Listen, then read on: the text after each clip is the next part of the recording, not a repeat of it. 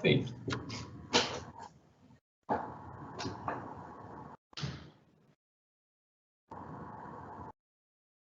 Boa noite, senhoras, senhores e senhoritas. Como vão vossas eminências? Espero que estejam bem. Vamos começar hoje a semana acadêmica, né? Como já estava previsto. Hoje nós vamos conversar com o senhor Marcelo Ribeiro Romano, que é pesquisador da Embrapa Mandioca e Fruticultura, e ele vai falar para nós sobre os aspectos técnicos e econômicos da mandiocultura no noroeste do Paraná. Boa noite, Marcelo. Espero que o pessoal goste muito. Temos 58 participando já. Tá? Uma boa palestra para você. Tá bom, professor Júlio. Muito obrigado. Inicialmente, quero agradecer o convite, né? Já foi uns 2, 3 meses que se adiantou esse convite e nós prontamente respondemos, né, do nosso aceite, que é um prazer muito grande a gente poder estar participando da Semana Acadêmica da Engenharia Agronômica, e, na verdade, da Unifatesc. Nós temos hoje uma parceria institucional com a Unifatesc e tenho certeza que já estão tendo bons resultados e a gente espera ainda colher muitos outros bons resultados para frente. Então, meu nome é Marcelo Ribeiro Romano, como o professor Júlio já me apresentou, e eu estou trabalhando com a cultura da mandioca não há muito tempo, desde 2017, então há pouco tempo ainda, são 4 anos, mas a gente tem, em função da cultura ser muito dinâmica aqui no estado, ser muito intensiva, né, a gente tem aí tendo a oportunidade de estar bastante no campo e fazendo as pesquisas e interagindo com os técnicos e agricultores. Então, a ideia hoje, pessoal, é trazer uma reflexão, né, sobre a cultura da mandioca no Noroeste. O tema são cadeias produtivas do Noroeste do Paraná e nada melhor do que falar sobre a cultura da mandioca. Por ela ser tão importante para o Noroeste, a gente vai ver um pouco isso também em números, né? Então, vamos lá. Então, só para a gente poder iniciar nossa conversa, eu vou começar a trabalhar mais os aspectos econômicos da cultura e depois nós vamos trabalhar um pouco dos aspectos técnicos. Então, para a gente se situar aí em relação à geografia do estado, né, de acordo com o IBGE, hoje já mudou essa classificação, que o IBGE classifica o Brasil, né, ele separa o Brasil em unidades geográficas, mas ainda numa escala menor, que são as chamadas mesorregiões e micro-regiões. Então, dentro do Paraná, nós temos algumas mesorregiões, que é o Noroeste, então é uma mesorregião do Paraná. Tá? E essa mesorregião, de acordo com o IBGE, com os estudos do IBGE, ela é subdividida em 3 mini-regiões. Tá? Então, a gente tem a mini-região de Paranavaí, a mini-região de Cianorte, é menor, me parece que tem 11 municípios, Paranavaí deve ter uns 20 e pouco, e o Moarama é um pouquinho maior do que a mini-região de Paranavaí. Tá? Então, no total, são 60 municípios, tem dados aí que falam de 61, então está entre 61 e 60 municípios. A população, né, do Noroeste está estimada em 731.285 habitantes, e a área territorial do Noroeste ela ocupa aí 2,5 milhões de hectares. Tá? Então, essa então é um pouco da geografia do Noroeste. E em termos de produção agropecuária, e em comparativo com o que se produz no Paraná, nós temos o quê? Que a pecuária bovina, ela tem aí um rebanho aproximado de 2 milhões de cabeças, e aí perfazendo 23% do estado. A cana-de-açúcar é uma cultura bastante importante para o Noroeste, tendo aí praticamente 50% da área, da produção, né, na verdade, em tonelada, da produção do estado. A soja, ela vem aí com um percentual pequeno, mas a gente vai ver que isso aí é significativo, né? Então, são 895 mil toneladas de produção. e que isso representa apenas 4,3% do estado. A gente sabe muito bem pelas dificuldades que a gente tem de cultivar, né? A gente vai trabalhar um pouquinho mais isso. E realmente o destaque é a mandioca, né? Então, a mandioca, ela é a produção do Noroeste, ela representa 67% de toda a produção de mandioca do estado, né? Então, isso é bastante, porque a gente sabe que mandioca está presente em todos os municípios, né? E a gente não tem só mandioca de indústria, a gente também tem mandioca de mesa, e nesse cálculo entra tudo, né? Então, aí mostra a importância que a mandioca tem para o Noroeste, né? Então, são 67% de toda a produção do estado, né? Está centrada nessa região Noroeste, e isso é muito relevante para a economia e todos os indicadores aí sociais também dessa região, tá? Em termos de divisão da produção de mandioca entre as micro-regiões, nós vamos ter aí que o Moarama congrega aí a maior produção, né? Um pouquinho acima aí de 1 milhão de toneladas. Nós vamos ter aí Paranavaí próximo a 1 milhão, 825 mil, e Cianorte, que é um território menor, a micro-região, então tem aí cerca de 440 milhões de toneladas, tá? Então, 1.000 toneladas, perdão. Então, essa é a divisão, né? E em relação aos principais municípios produtores de mandioca, então a gente destaca aí na micro-região de Moarama e Caraíma, com 4.000 hectares, Autônia com 3.000 hectares. Em Paranavaí, a gente tem Amaporã, com 3.500 hectares, Querência do Norte, com 2.900 hectares, são os dois municípios que despontam na micro-região de Paranavaí. Na região de Cianorte, o próprio município de Cianorte, com 4.000 hectares, e a cidade gaúcha, com 2.700 hectares.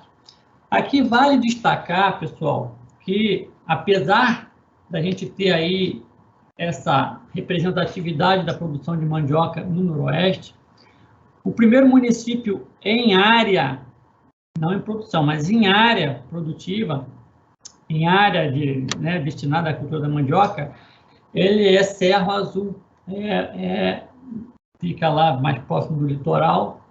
Então, é um município que tem hoje em torno de 4.800 hectares, 4.900 hectares, e que basicamente é mandioca de mesa para atender a Grande Curitiba. Então, você vê aí também que, apesar dessa importância, a gente tem aí também Serra Azul como um município bastante expressivo, né, na mandiocultura, mas é uma mandiocultura de mesa, tá? E menos de indústria. Até tem algumas farinheiras, mas o mais forte é a mesa. Mostrando aí da importância que tem aí para mesmo municípios que não estão localizados no Noroeste. Então, pessoal, outra coisa, uma coisa que é extremamente importante, que talvez dê essa pungência da produção de mandioca no Noroeste, é o polo agroindustrial instalado na região, né? Então, a gente tem em torno de 50 fábricas de antificularias e farinheiras. Isso aí, em termos de fecularia, não digo farinheira, porque o Pará é o maior produtor de mandioca hoje do Brasil, ele tem bastante farinheira, mas em termos de fecularia, né? De fecularia é onde a gente tem a maior concentração de fecularias no Brasil, né? E isso faz com que a fécula produzida no Noroeste, ela atenda aí 60%, né, ou ela representa 60% de toda a fécula produzida no país. Então, isso realmente dá a ideia de quão importante é a mandiocultura na região, né? E a gente sabe que uma fábrica, né, como a gente vê aí embaixo, ela gera muitos empregos, né? A estimativa é de 100 empregos diretos e de 150 indiretos. Então, isso tem a ver aí, então, com a geração de emprego, né, e a questão social e a questão de renda. Então, desculpa. Então, a gente vê que essa importância da mandiocultura que impulsionou, então, aí a instalação dessas unidades processadoras, e hoje, então, a gente tem essa garantia, isso é importante, porque a gente tem uma garantia de compradores, né? Mandioca de mesa, o volume comercializado é muito pequeno, você não consegue produzir e botar tudo de uma vez só no mercado, né?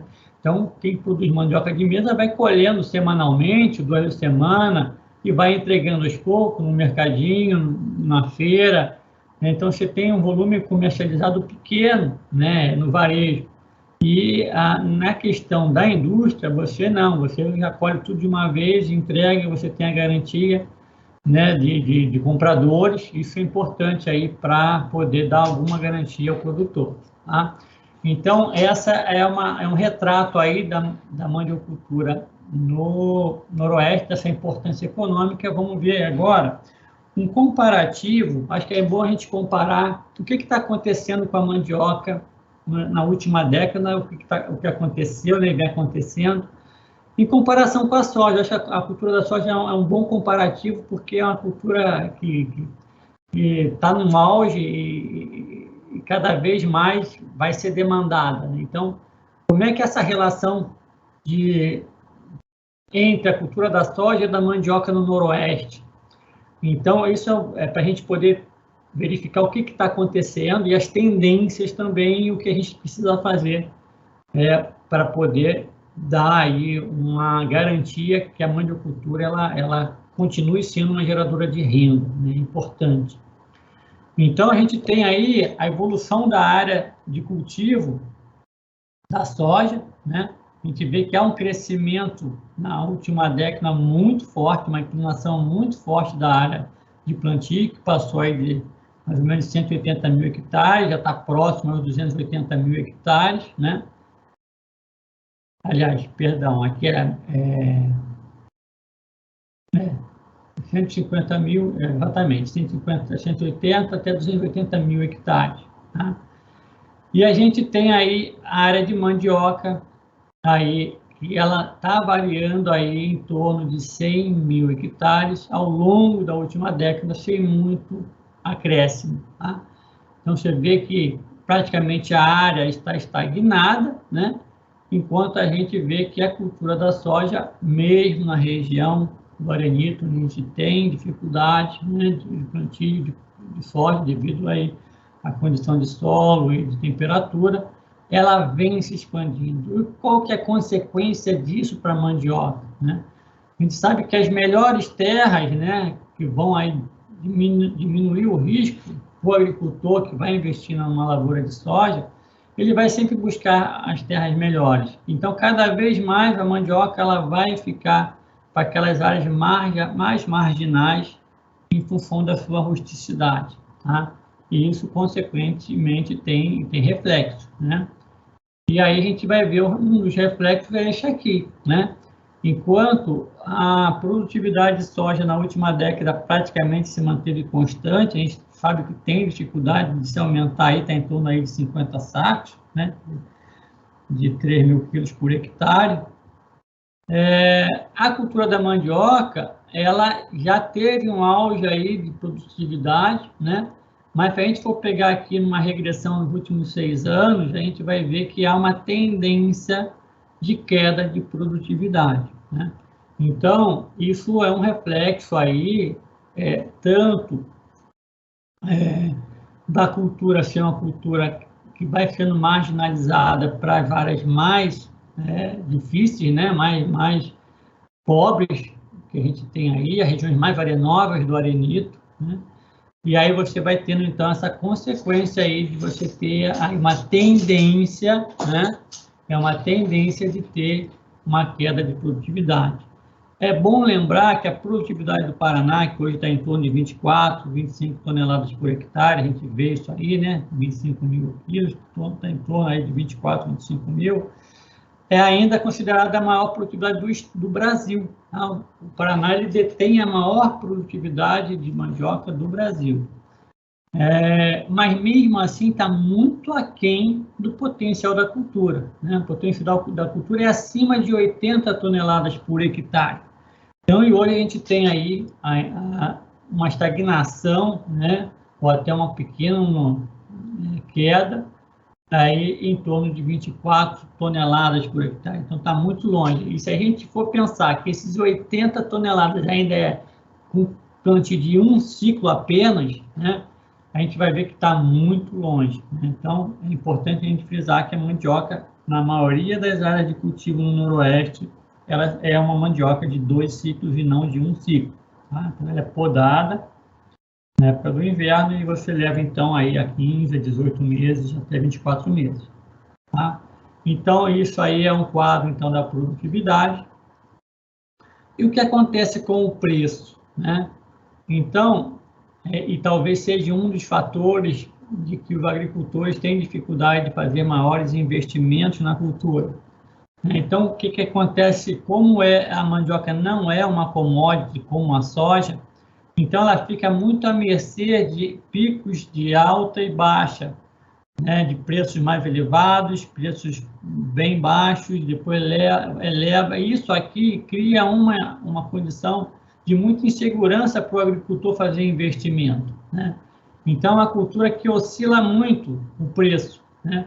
E isso faz com que, então, você tenha, de certa forma, um desestímulo para muitos agricultores em termos de investimento. Então, fica uma cultura que ainda, para alguns, é uma cultura marginalizada, né?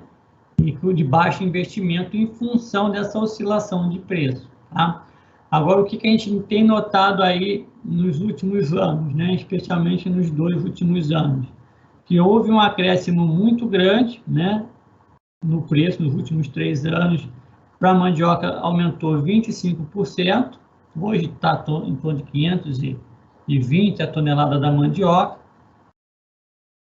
25%, enquanto a soja, nesses 3 últimos anos, a elevação de preço foi de 100%. Né? Então, isso também justifica aí por que todo mundo, aí mesmo com alto risco de plantar soja no arenito, está se arriscando a plantar soja no arenito. Esse é um dos motivos, né? Por quê? Porque dessa valorização da soja, e você vê aqui também a questão da constância de preço. Então, você tem uma constância de preço ao longo, e você vê que está em ascensão, né? Se for pegar, mesmo que seja leve aqui, é uma ascensão de preço. E não tem essa oscilação brusca. Então, esse aí é uma das causas que também vem levando o incentivo à produção de soja no arenito. Bom, isso reflete no VBP, que é o valor bruto da produção da matéria-prima, da produção agrícola, tá? Que não entra preço da farinha, não entra preço da fécula, né? É só o valor bruto da produção relacionada à raiz de mandioca ou ao grão de soja. Então, qual que é o valor bruto da produção? Isso aqui é para a região noroeste, tá, pessoal? Isso aqui não é para o Paraná, é só a região noroeste. Então, a gente tem que a mandioca, em função aí de ser uma cultura que ainda tem um valor, né, razoável, né, apesar de ser 2 anos que fica no campo, você tem que ela vir aí sempre, de certa forma, superando o valor da soja, né? Mas nesse último ano, então, em função do aumento da área de produção de soja e em função do aumento de preço, você tem que o valor bruto da produção já superou 1 bilhão e 200 milhões de reais para o VBP da soja, e da mandioca está em torno aí de 1 bilhão de reais, tá? O VBP da mandioca em torno de 1 bilhão de reais. Então, a gente não sabe, isso aqui ainda pode tender a descer, né? Porque houve um salto aqui, esse 2019 aqui, em função da produtividade muito baixa, que a produtividade foi de 1.800 quilos de soja em 2019, provavelmente em função aí de um problema climático, né? Que levou uma frustração muito grande. Então, acaba que menor produção, você teve aí uma queda muito drástica no VPB. Mas ela agora já tomou aí uma ascensão que não sei se a mandioca vai recuperar em termos aí de importância econômica, né, em termos de valor bruto de produção, em termos de receita bruta, né, em termos da raiz ou do grão, para o noroeste do Paraná. Então, fica aí. E como é que estão os custos, né? Então, o que aconteceu com os custos de 2020 a 2021, né? A gente está começando uma nova safra, de mandioca já foi plantada, de soja vai ser plantada, mas o que a gente vê é que houve uma elevação no custo de produção de 26% para a mandioca do ano passado para esse ano, e para a soja 42%. Né? Se a gente for pensar que o preço da mandioca elevou 25%, né, já matou aqui o custo, então está empatado. Né? Essa elevação de custo já igualou, né, com um aumento do preço. Né? Aumentou o custo em 26%, aumentou o preço, então praticamente está estável. Lá aumentou o preço do saco de soja, aumentou em 100%. Aqui ainda tem uma margem, né? É lógico que a gente não sabe o que vai acontecer na próxima safra, mas ainda tem uma margem aqui de lucratividade da soja. Então, a gente espera, né, que na época da colheita de mandioca, esses preços sejam ainda melhores do que estão hoje. Né? E para a soja, a gente não sabe, porque as commodities estão muito altas, né? A gente não sabe o que vai acontecer, se vai se manter nesse patamar aí bastante elevado. Tá? Então, esses são os aspectos econômicos que eu acho que são importantes a gente ter para a mandioca, né?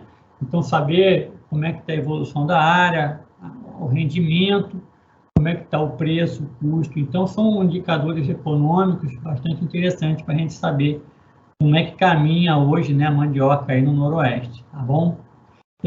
Esse custo de produção é lógico que é para o estado do Paraná, tá bom? Então, isso aqui não é regionalizado, isso aqui é para o estado do Paraná. Bom, em termos de aspectos técnicos, né, o que a gente pode destacar em relação que a gente considera aí alguns entraves técnicos que a gente deve tomar como problemas, né, que a gente deve resolver para que a mandiocultura ela avance no Noroeste. Então, um dos fatores que eu considero é a questão da mão de obra. Tá? Então, se a gente for ver aqui o custo da mão de obra da mandioca, né, dentro do custo de produção, o custo da mão de obra ela é muito elevado. Né? Já para a soja, praticamente a gente nem tem ele destacado entre os principais custos. Então, essa demanda alta de mão de obra, tanto temporária, um pouco ainda permanente, cria um grande dificultador para o avanço da mandioca, da área de cultivo, né, da mandioca. Então, o que acontece? Que a gente tem notado, acho que todo mundo aí que tem um conhecimento aí do meio rural, sabe da dificuldade cada vez maior de se encontrar mão de obra operária no campo. Né? Então, a mão de obra operária no campo está cada vez mais escassa, né? E cada vez mais cara. Né? Além disso, nós temos a questão de toda a normativa trabalhista, né? Que ainda cria, né? É lógico, a gente tem que pensar no trabalhador rural, mas isso dificulta ainda mais para que pequenos agricultores, né, possam contratar essa mão de obra.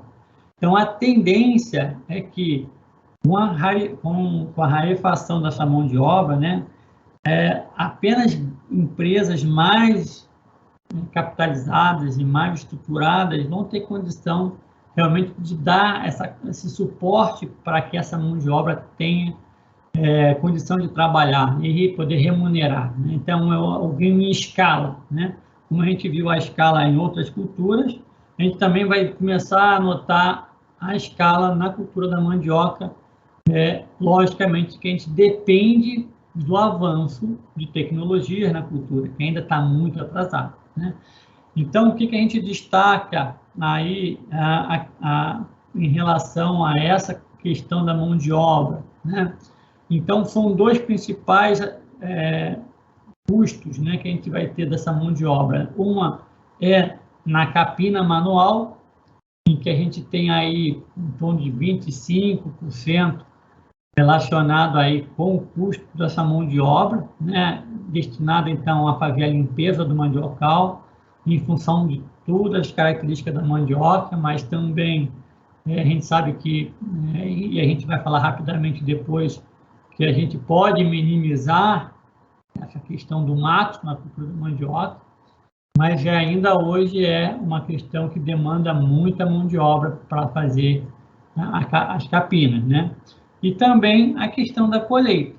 Tá? Então, a colheita é outra atividade que demanda muita mão de obra em função da gente não ter ainda uma colhedeira que faça todo o serviço. Hoje, nossa colheita ela é chamada semi-mecanizada, porque a gente passa uma roçadeira para poder cortar a rama, e depois a gente vem com afofador, né? E aí depois, então, essa mandioca não precisa ser arrancada, né? Existe, então, um afofador que faz esse serviço de soltar ela do solo. Então, só que a gente depende dos colhedores para poder fazer o despinicamento e fazer, então, agrupar elas, né? E reunir em bags para fazer o transporte da lavoura até a indústria. Então, esse é um serviço ainda manual. A gente sabe que isso emprega mão de obra, né? Isso é importante, né? Principalmente mão de obra com baixa especialização, né? Mas isso é uma coisa que está acabando, né? A tendência é acabar essa mão de obra com o tempo. O campo está envelhecendo, né? E cada vez mais a gente vai ter dificuldade de encontrar esse tipo de mão de obra. Tá? Então, é um aspecto técnico importante a gente pensar, né, na questão da colheita e do manejo das plantas daninhas. Uma das coisas que a gente tem que trabalhar, né, e aí fica com um ponto de reflexão, né, é a questão do manejo cultural da mandioca em relação às plantas daninhas. Então, o manejo cultural das plantas daninhas com práticas, né, que a gente pode minimizar os impactos negativos da competição com plantas daninhas no mandiocal. Tá? Então, a gente sabe que hoje já tem uma grade relativamente boa de herbicidas. A gente tem pré-emergentes, tem pós-emergente para folha estreita, mas ainda falta aquele herbicida pós-emergência para folha larga. Né? Então, isso a gente tem dificuldade ainda de ter. E como a mandioca é uma cultura que ela demora a fechar a entrelinha, então ela vai cobrir a entrelinha, com 100 a 120 dias. Então, é um período muito longo em relação a outras culturas. Então, ela fica muito, então, suscetível, né, ao crescimento de plantas indesejáveis. Então, mas a gente tem aí, além dos herbicidas, a gente pode lançar mão, né, isso aí é manejo cultural e que a gente pode avançar muito nessa área, né? Principalmente aí, e não é difícil de ser feito, uma seleção criteriosa de material propagativo. Então, quando a gente tem uma falha na lavoura, hoje em média a gente tem de 10 a 15% de falha na lavoura, aonde não nasce mandioca, vai nascer mato, né?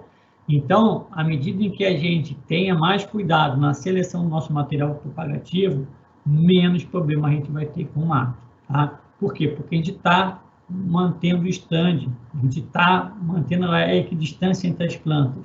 A adubação equilibrada, né? Então, se a gente não tem uma condição de nutrição dessa planta, essa planta não vai desenvolver rapidamente. Então, é importante que a gente estabeleça essa planta o mais rápido possível, que ela cubra o solo o mais rápido possível, né? O espaçamento adequado à variedade e à fertilidade do solo. Então, se é uma variedade aí que é de um porte pequeno, né, que é um porte mais ereto, menos prostrado, a gente pode adensar mais, né? E se é um solo com baixa fertilidade, então a gente tem que também adensar mais. Por quê? Porque essa planta ela não vai ter um desenvolvimento muito grande, ela tem um vigor mais, ela vai ter uma condição ambiental mais desfavorecida, né? Questão de solo muito arenoso, então você tem uma certa restrição de umidade, Então, você vai ter dificuldade, então, para poder fechar esse mandiocal. Então, é importante que se faça essa adequação.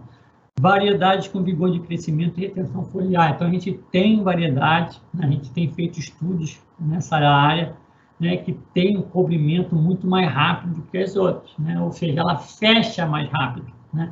Ela fecha a entrelinha, não que depois ela chega um momento que elas vão se igualar, todas as variedades vão chegar e vão fechar, mas é importante que a gente feche rápido, né? Por quê? Fechando rápido não passa o que luz, né? Um dos fatores de crescimento é a luz solar, né?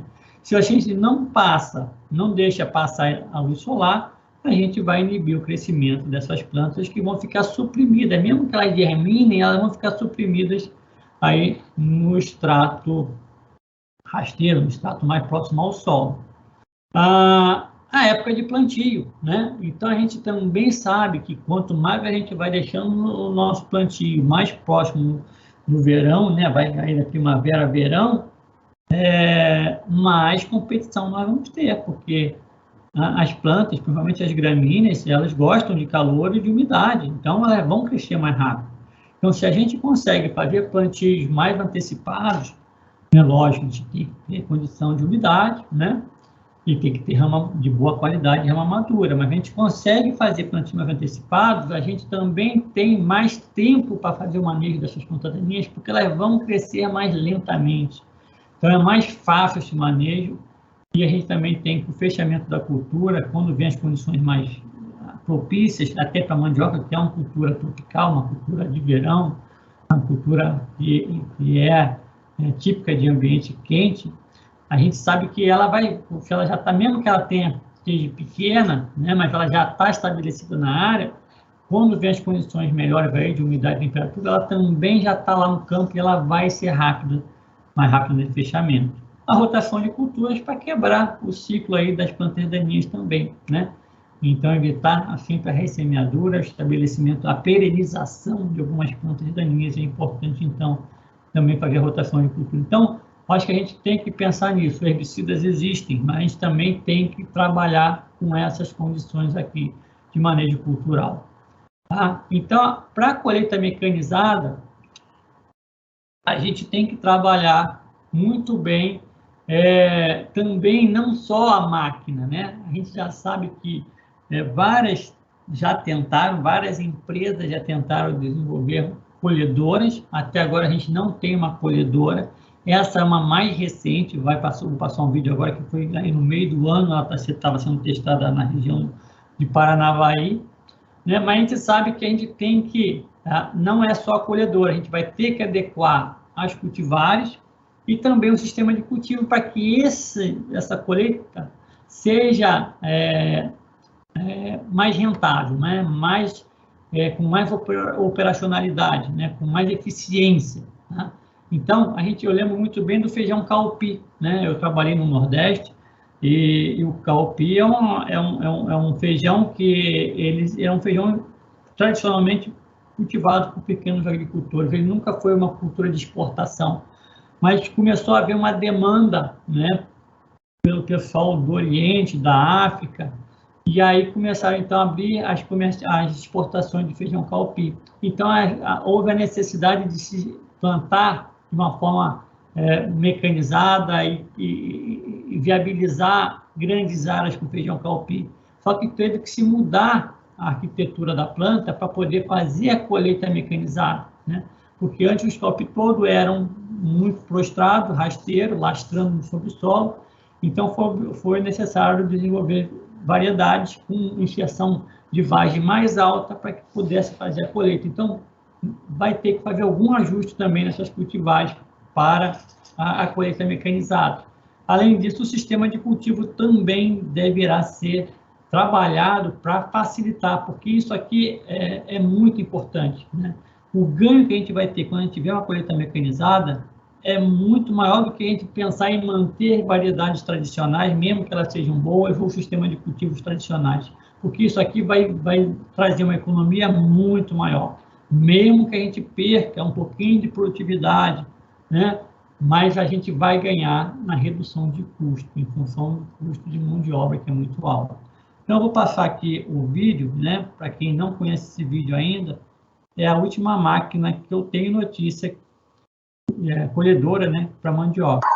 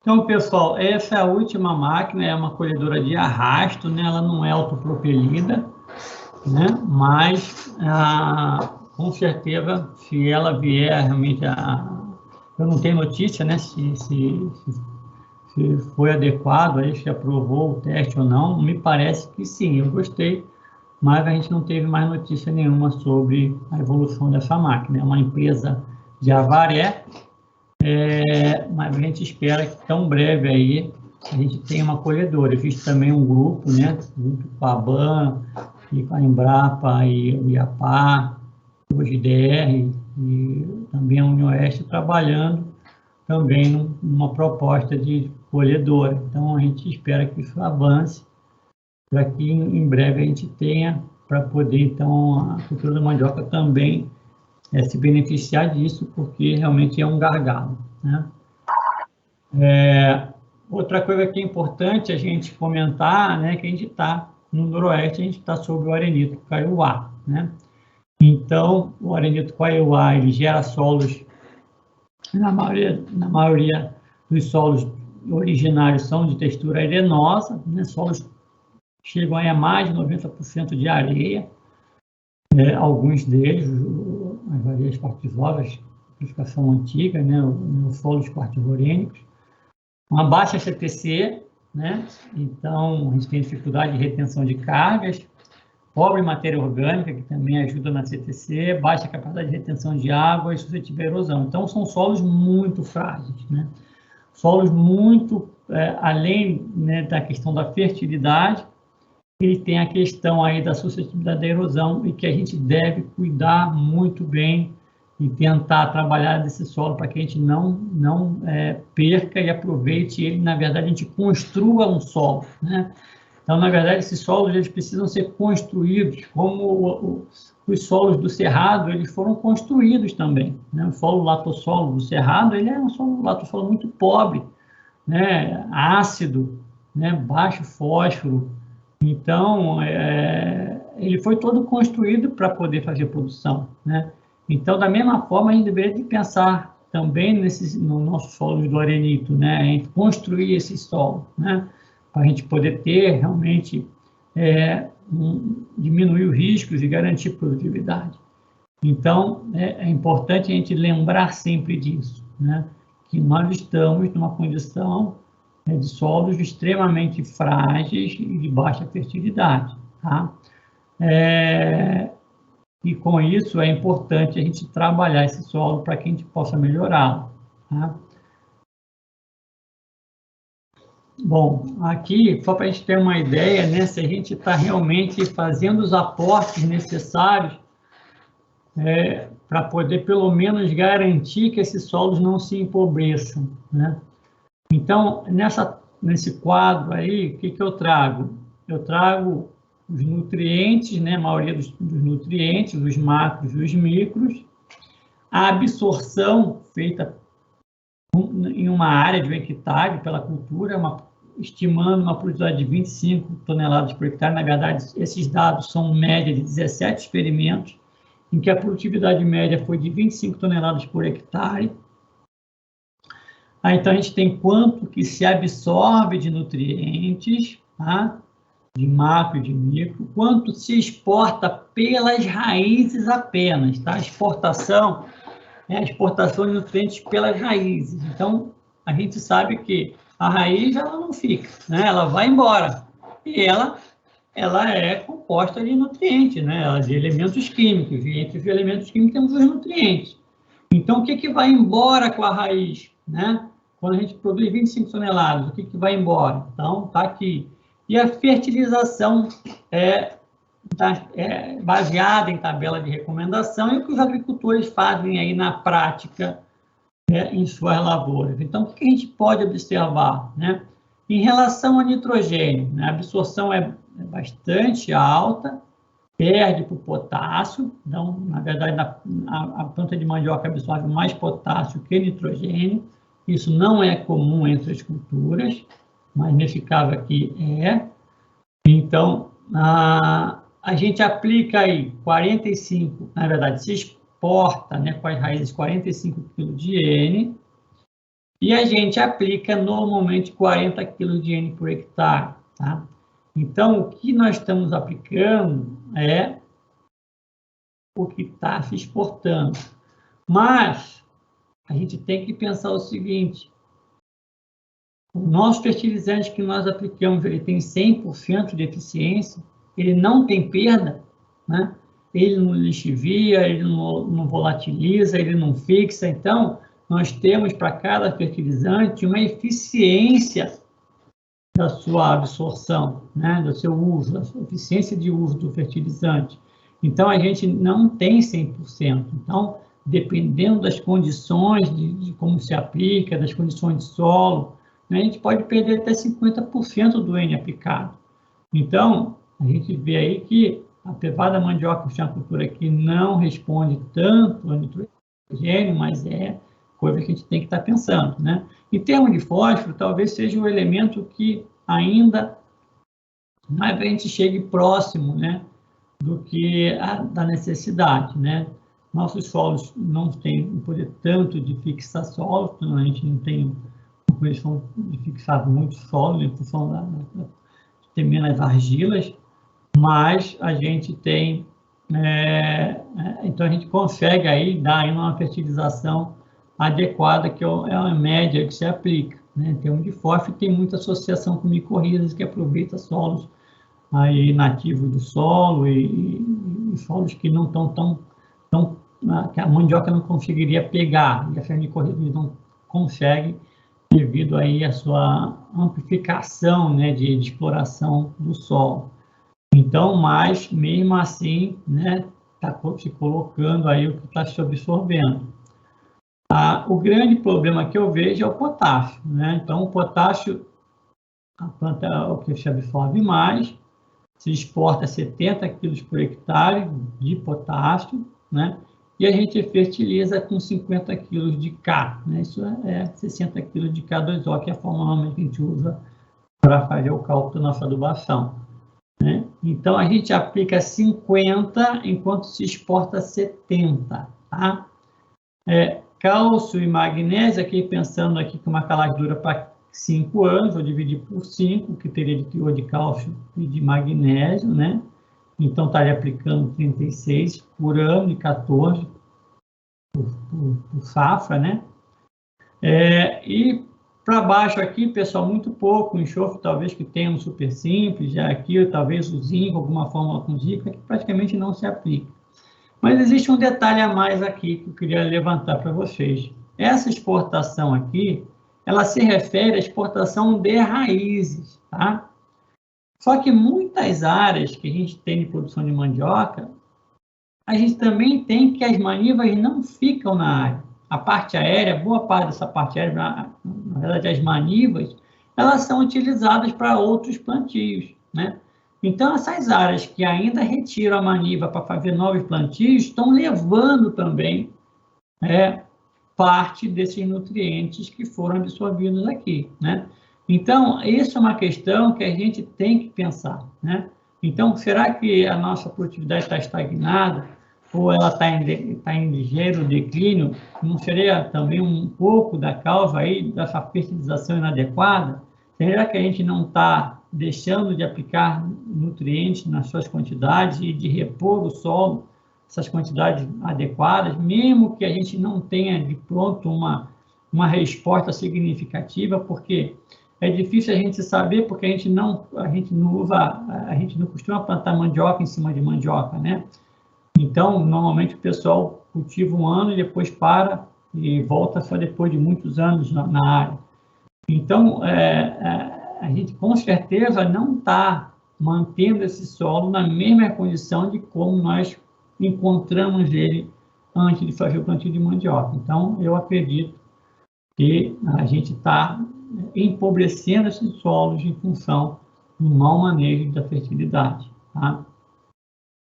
É importante lembrar, pessoal, uma coisa que eu esqueci de falar que estava querendo lembrar, que para a mandioca, em termos de textura, né, em termos de física do solo, o arenito ele é muito interessante, tá?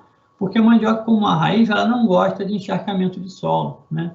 Então, o solo que tem uma boa drenagem, né, ele é interessante para a mandioca, em termos de estrutura física, tá?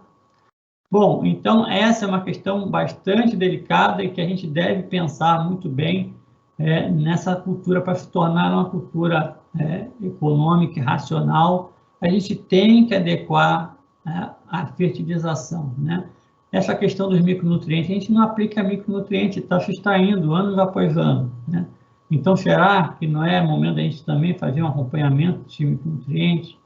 Então, fica aí para a gente refletir sobre esse aspecto.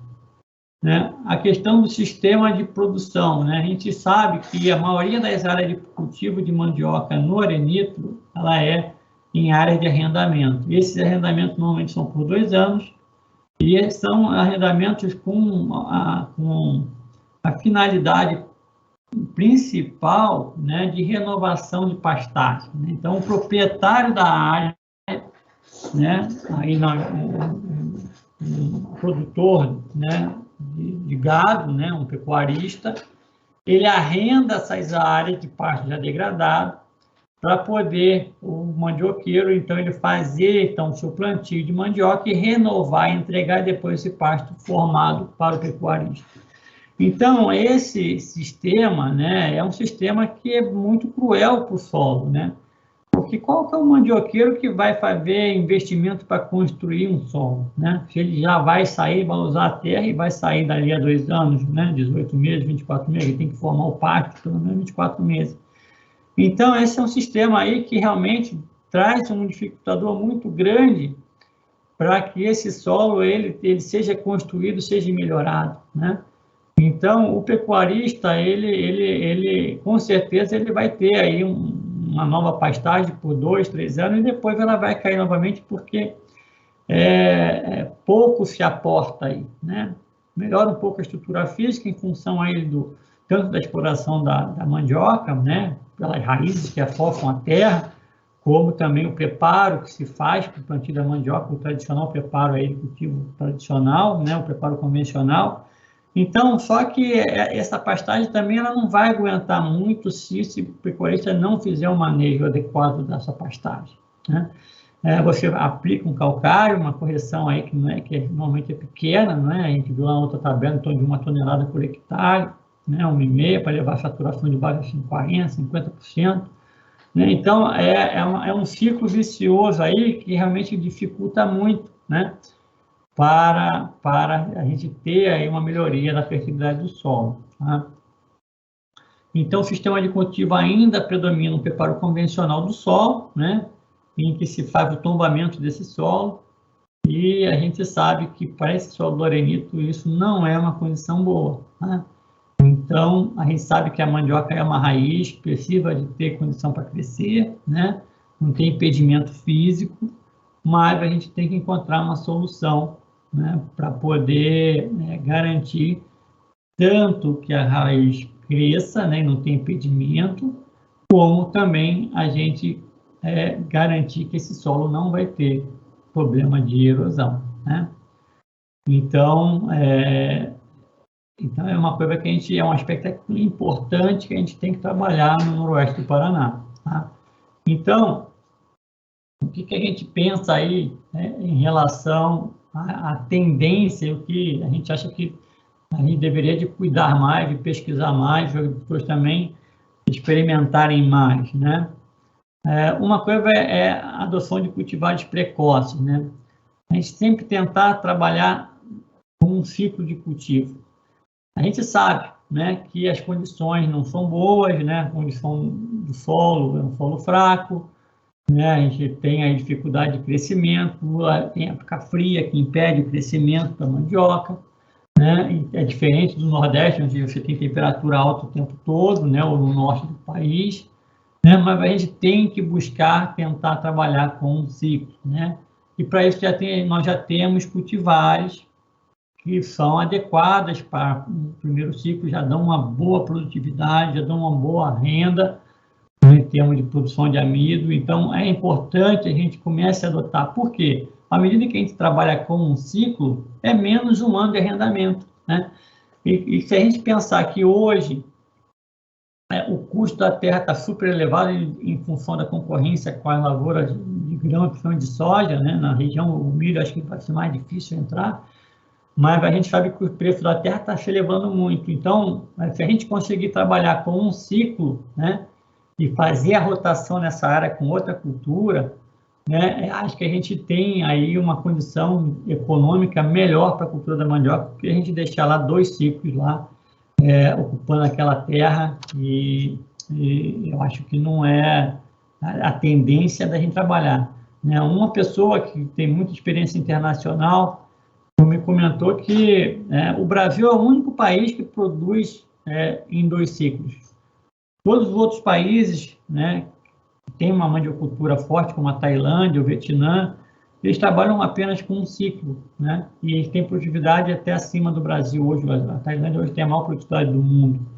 Então, é importante a gente pensar nisso, né? Cultivares precoces com um ciclo, mas para isso a gente tem que trabalhar o solo, né? Tem que trabalhar a época de plantio, tem que trabalhar material propagativo, tem que trabalhar adubação.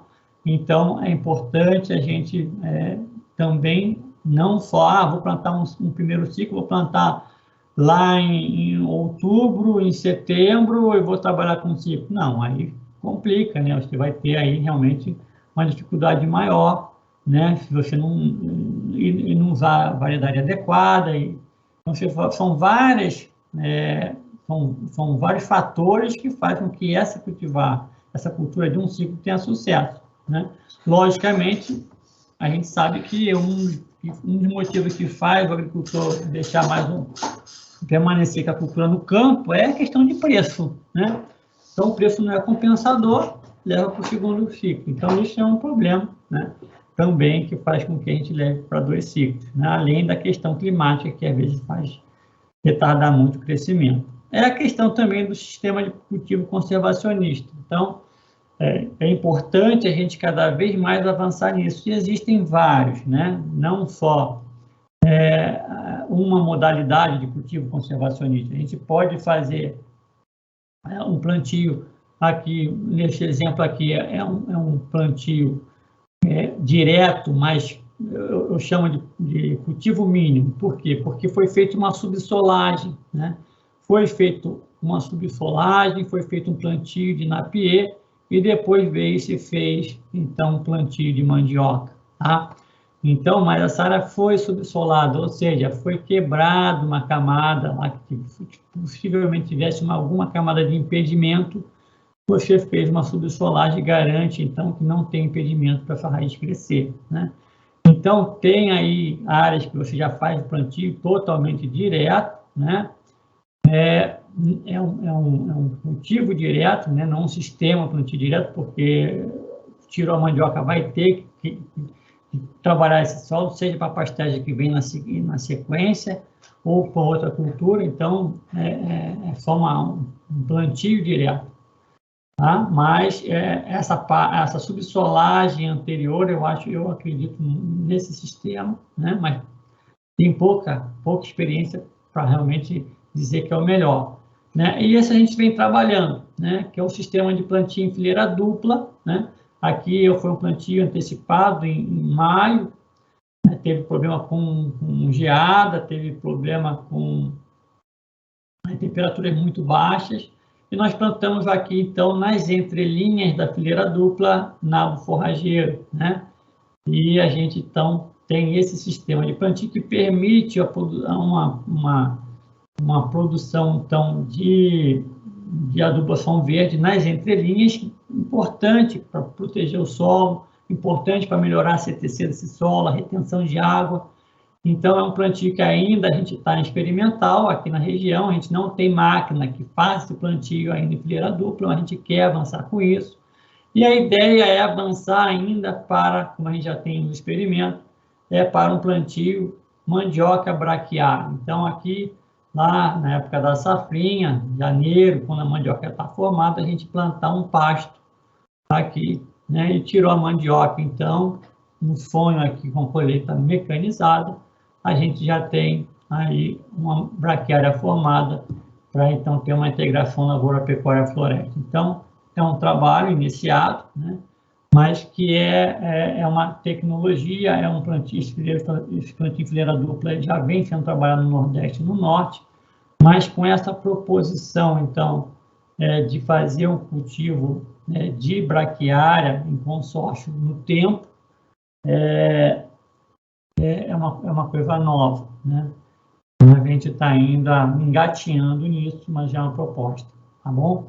Bom, pessoal, então a gente tem a B36, um material bastante precoce do Iapá, e a nossa variedade BRS 420, material extremamente produtivo, né? No primeiro ciclo, material excepcional, tá? Mas são variedades novas ainda, né? Que a indústria, né, e os agricultores estão conhecendo, e só com o tempo a gente vai saber se realmente elas vão ser adotadas, né? Então, a gente ainda é recente, mas as primeiras impressões são as melhores. Pessoal, eu acho que é isso que eu tinha que conversar com vocês, vou estar à disposição. Aqui está uma equipe de estudantes aí, de estagiários, de bolsistas, que a gente vem trabalhando na fazenda da Unifatesc, uma fazenda que está dando todas as condições para a gente fazer o trabalho com a cultura da mandioca. São vários alunos, funcionários e estagiários, então a gente está muito feliz com esse trabalho, né, dessa parceria, e a gente espera que aqui a gente consiga ter, então, aí bons resultados para a gente manter essa mandiocultura pujante na região, fazer com que ela avance. Professor Júlio, me encerro aqui, agradeço e desculpa se eu extrapolei o horário. Não, sem problema. Tá, muito obrigado. Aqui tem muitas perguntas aqui. Vou passar para você. Se você quiser encerrar a sua apresentação, pode encerrar. Então, tá encerrado. Pronto, agora você está me vendo também, né? Não estou lhe vendo, professor. Vamos ver aqui. Estou lhe vendo agora. Beleza. Só deixa eu... tem algumas perguntas que o pessoal fez. Deixa eu soltar uma coisa antes aqui para eles. Deixa eu colocar aqui no... Senhores, estou colocando no chat para vocês o link que às 20 horas e 45 minutos vai abrir o formulário para vocês fazerem a lista de chamada, beleza? Mas continuando, primeira coisa, eu vou fazer umas perguntas que me vieram aqui. Tá? Por qual motivo essa marginalização da mandioca? Se ela está em grande parte da indústria, se é considerado pela ONU uma das principais culturas? Quando eu falo marginalizada, né, porque a gente vê que, como é uma cultura extremamente rústica, ela está sempre sendo colocada nos locais onde outras culturas não vão, né? como o agricultor também que trabalha com a mandioca, ele tem essa questão da insegurança em relação ao preço de venda, né? Ela acaba também, o agricultor acaba não investindo o que deveria ser investido na cultura, porque ele não tem uma garantia como uma commodity que você tem projeções de preços, né? E você te dá uma garantia. Então, ela vai se tornando uma cultura aí, essa palavra acho que não é ideal, né? Marginalizada, mas é uma cultura que tem pouco investimento. Professor, mas sem dúvida, para a região nossa, ela deveria, é a cultura que é da região e ela tem que ser valorizada ao máximo. Você também mostrou um gráfico lá, falando sobre a oscilação de preço, mas essa oscilação de preço na mandioca não é causada principalmente pelas pessoas que, entre aspas, pensam que vão ganhar dinheiro, e daí nisso que ocorre a oferta e demanda faz diminuir o preço. Isso daí não é um grande problema que a gente tem, esses oportunistas, né, que entram na cultura e fazem a cultura ficar com essa má fama que ela tem? Também, né? Também tem oportunistas que fazem isso. Mas essa relação do mercado, né, é uma relação bastante complicada. Eu realmente, porque o Brasil ainda exporta muito pouca mandioca, né? E a gente tem competição entre as regiões, né? Então você tem o Nordeste, que sempre foi um produtor muito grande de mandioca, né? E só que a gente, infelizmente, quando a seca lá prevalece, né? Você tem frustrações de seca no Nordeste, a gente vê que há uma melhoria muito substancial do preço da mandioca no Centro-Sul, né? Em função dessa queda de safra lá, né? Então, o mercado, como a gente trabalha muito com o mercado interno, então eu acho que fica muito à mercê disso, né? Então, mas sem dúvida também tem oportunistas, mas a gente deveria de ter balizadores melhores, né? Então, é difícil eu não sou muito dessa área da economia, então é difícil eu argumentar mais, mas, por exemplo, na cana-de-açúcar, você tem um preço com secana, né? Você tem lá uma instituição que ela pega o preço do mercado internacional do açúcar, do álcool, mercado interno, e faz uma composição de preço, e aí você tem um preço balizador ali, né? Para a mandioca você não tem isso, né? Então é difícil de acreditar que existe uma cartelização, né? Acho que não é isso, mas o agricultor realmente ele fica muito mais refém, né, ao preço da mandioca do que outros produtores de outras culturas. Bem, tem uma pergunta aqui do Jader, meu orientado até. Sabendo que existem inúmeros tamanhos de fecularia, qual é a média de toneladas consumidas pelas fecularias? Se você poderia dar algum exemplo nessa parte. Jader, eu não sei, sinceramente, eu não sei a capacidade de moagem de cada uma delas, de processamento, né? Até para poder fazer essa palestra aqui, eu andei lendo um pouco, mas eu, sinceramente, não sei. Uma coisa que me ficou nítido, né? Hoje, as nossas fecularias, elas trabalham com 50% da sua capacidade instalada, né? Hoje, falta matéria-prima para as fecularias. Elas não trabalham com mais de 50% da capacidade instalada. Isso é uma notícia que aumentou um pouquinho, mas não passa de 50%. Então, isso faz com que a mandioca hoje, que chega no polo no Noroeste, na fecularia do Noroeste, elas estão vindo de longe, estão vindo até de Minas Gerais, está chegando mandioca, né? E em função aí também dessa diminuição de área de plantio e talvez baixa produtividade, muito do que está chegando é na divisa com São Paulo. Está vindo muita mandioca de São Paulo para o Noroeste, em função também dessa baixa e desestímulo, né, que, de certa forma, alguns agricultores têm.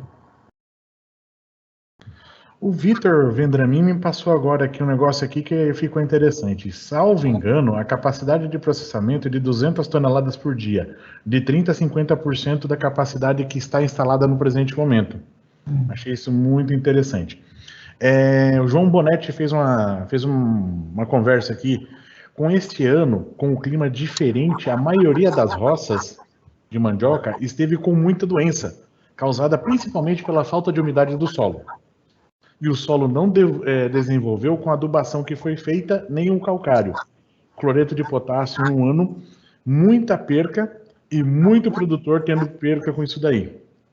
Ele passou essa posição. Então, Júlio, eu acho que ele está se referindo, né, não é esse plantio desse ano.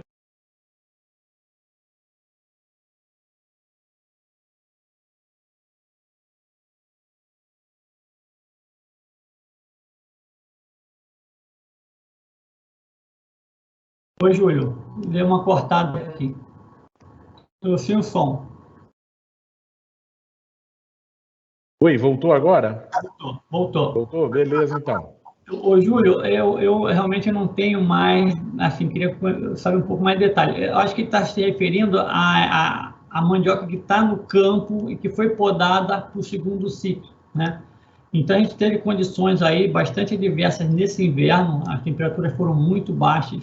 A questão da geada, que mesmo que pegou alguns brotos aí de brotação de material podado, né? Quando a gente tem a geada, ela acaba queimando e ela é uma porta de entrada para a doença, né? Logicamente, a gente tem que ter umidade, né? Mas essa queimadura que a geada causa é uma abertura para doenças e também a questão de que você não teve umidade suficiente ainda e temperatura agora que o mandiocal está começando a se desenvolver, né? Só agora a gente está vendo e está bem atrasado. Então, pode ser que esse período aí longo, né? Eu plantei em maio lá e só fui nascer coisa de 20, 30 dias atrás.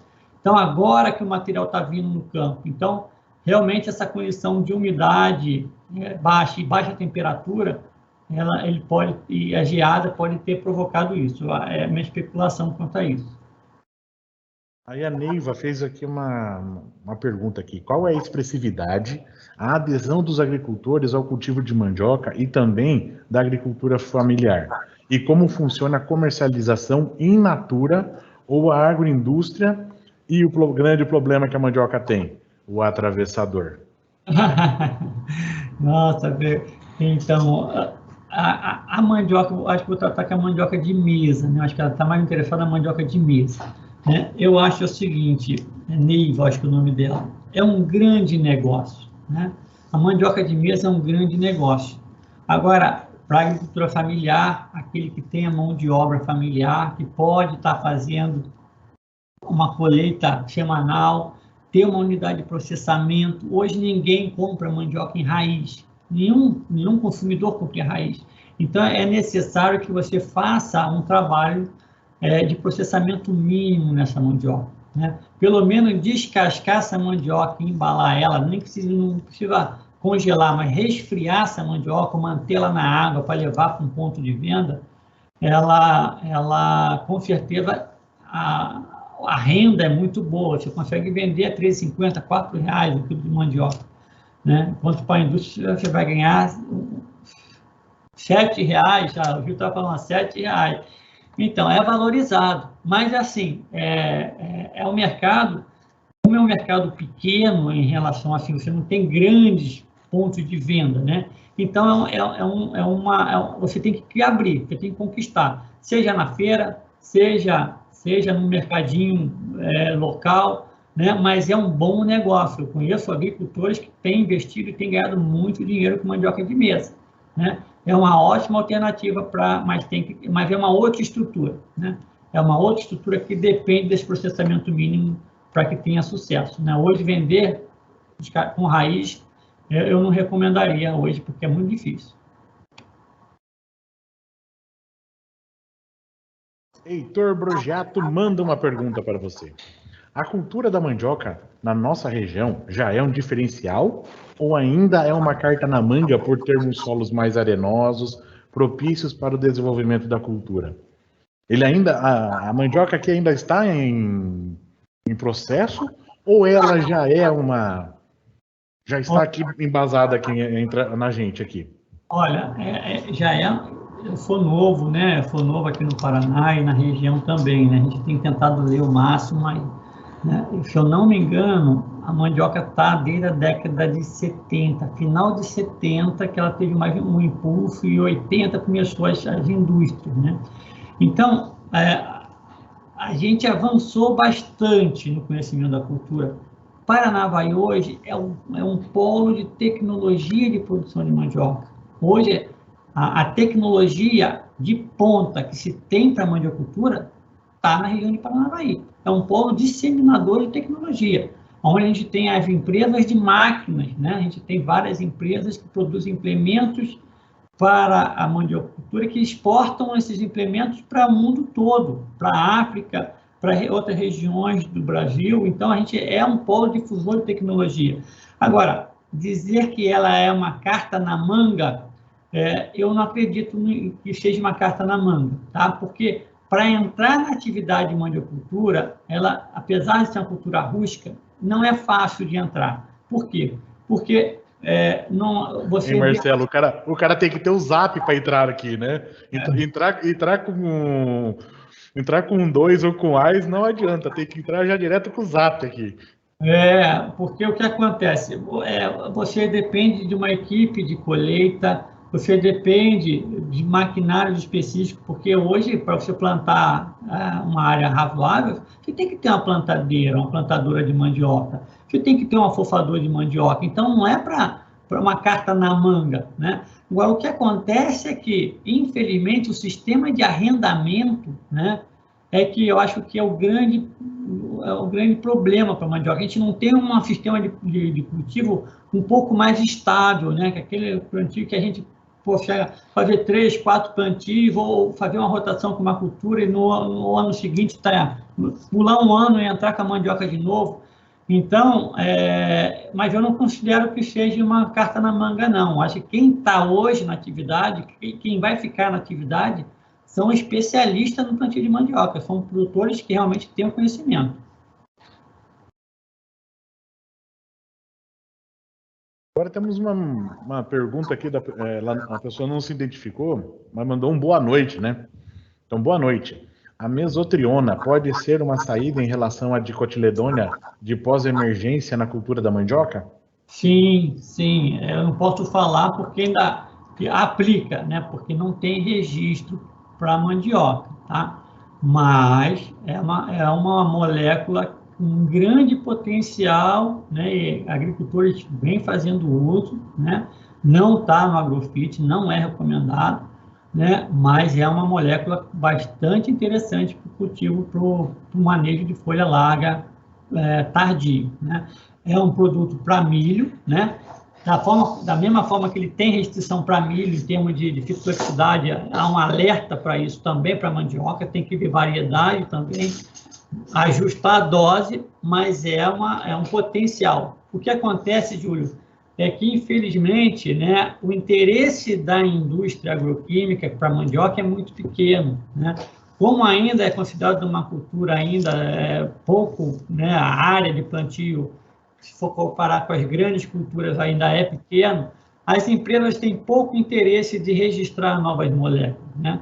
A gente tem aí um sistema de Minorcrop que faz uma extensão de recomendação, mas ainda a gente tem pouco interesse de desenvolver, de se registrar moléculas para a cultura da mandioca. Mas, e outra coisa também, Júlio, que dificulta, e até para poder dar uma resposta para a pessoa, né? Nós temos poucos pesquisadores da cultura de mandioca, né? Conta-se nos dedos a sociedade, né, de pesquisadores que pesquisam mandioca. Então, isso faz com que também a cultura, de certa forma, não avance mais rápido. É isso que eu vi muito quando teve a FIMAN aqui em Paranavaí, que a quantidade de pesquisador não é muito grande. É até uma coisa que eu vou deixar para quem está aqui nos assistindo e é aluno aqui da Unifatesc. Olha aí, um aluno meu, o ano passado, trabalhou com um inseticida para a cultura do abacate que não estava registrado. E nós fizemos os procedimentos como se nós fôssemos fazer o trabalho para fazer o registro desse produto aqui para o Paraná. E simplesmente a gente pode chegar agora para a empresa e falar assim, ó, Tó, quer registrar? É uma das coisas que a instituição, o ensino tem que fazer. Então, quem sabe, não temos algum TCC para fazer com esse trabalho. Concorda comigo, Marcelo? Perfeito, é isso aí. Eu acho que a gente tem que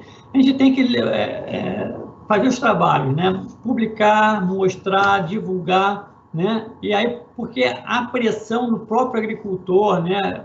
É essa outra questão, Júlio, você está colocando aí, né? A gente tem a academia, né? A gente tem os pesquisadores, mas o que a gente nota também é que a gente tem pouca mobilização dos produtores. Os produtores são pouco organizados, né?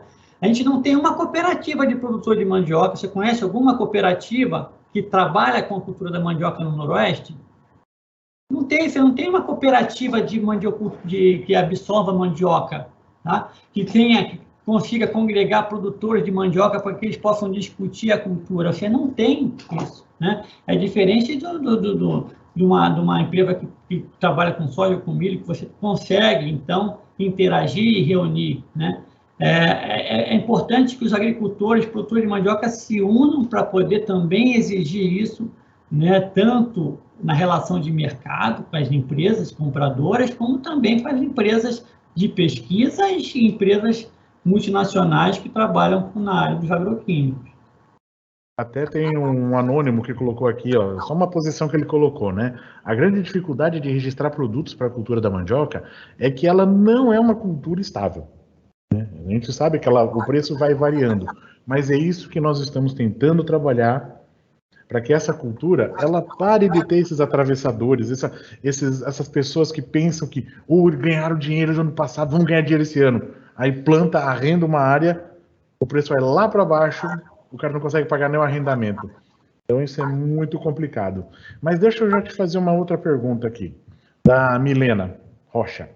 Qual é o melhor período de colheita das raízes da mandioca quando ela está no auge de sua produção? Milena, eu acho que é a Milena do quarto ano, não é? Essa mesmo. Milena, prazer de falar com você aí, tá? E boa sorte amanhã na sua apresentação lá. Milena, a gente tem que a mandioca ela tem um ciclo de desenvolvimento, né? Então, normalmente, quando ela começa a entrar em dormência, né, em repouso, ela fala em repouso, que é a partir aí do mês de maio, né, abril, maio, ela já começa a ganhar amido. O que acontece? Ela não começa, ela começa a perder folha, mas antes dela perder folha, ela transloca esses fotoassimilados para encher a raiz, né, a raiz de reserva dela. Então, ela transfere esses fotoassimilados, esses carboidratos que estão na folha, tudo que está ali, e drena para a raiz. Então, ela vai ganhando amido. Então, o período, né, mais favorável de colheita, né, ele vai se iniciar ali por volta de março, de abril, né, e vai se estender até quando começa as chuvas novamente, começa a esquentar o tempo, que é agora aí, até o finalzinho de agosto. Então, esse seria o período mais favorável, porque no momento em que a mandioca ela vai brotar novamente, depois de uma poda, aquelas que vão para o segundo ciclo, elas começam a remobilizar esse amido que está na raiz para formar uma nova parte aérea. Então, nesse momento, a gente fala a raiz ficou aguada, né? Porque ela perdeu o amido, porque boa parte dessa energia ela foi direcionada para produzir partes novas, partes fotossintetizantes. Então, essa mandioca que é de segundo ciclo, ela tende a voltar a encher a raiz mais precocemente, né? Então, ela pode voltar em fevereiro, né? Até...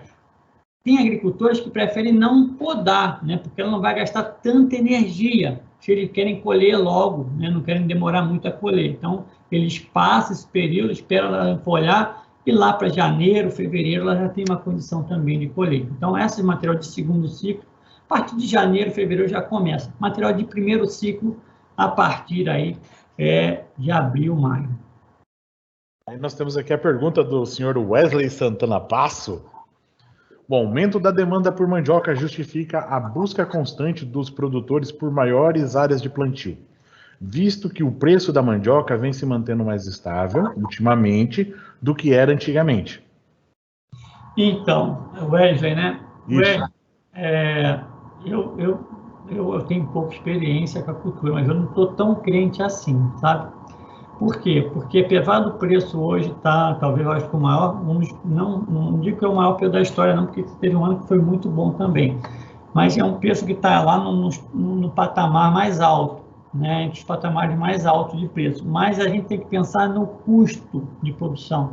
Hoje a gente sabe que o dólar está muito alto e os insumos são importados, né? O preço do combustível está elevadíssimo. Então, você olhar só para o preço de quanto está pagando a mandioca não é real, não é isso que tem que fazer, né? Você tem que pensar também no custo de produção hoje. Hoje, para se plantar mandioca, hoje o custo está em torno de R$ 9.000 se você botar por hectare, se você colocar todos os custos, né? Tanto custo variável quanto custo fixo, custo de arrendamento, né? Custo de depreciação. Então, se você botar todos os custos, hoje é R$ 9.000, né? Então, praticamente está empatado com o preço que está pagando. Se você pegar o custo por tonelada produzido, é mais ou menos o que está se pagando e até negativo ainda, né? Então, você tem que tomar muito cuidado, não só olhar para o preço, tá? Aí nós temos aqui o William Martins. O Wesley é aluno, o William também. Tem alguma outra cultura que possa ser usada como rotação de cultura em relação à mandioca a curto prazo? Sendo que a cultura da mandioca, basicamente, todos os ciclos sofrem com uma migração diária. Então,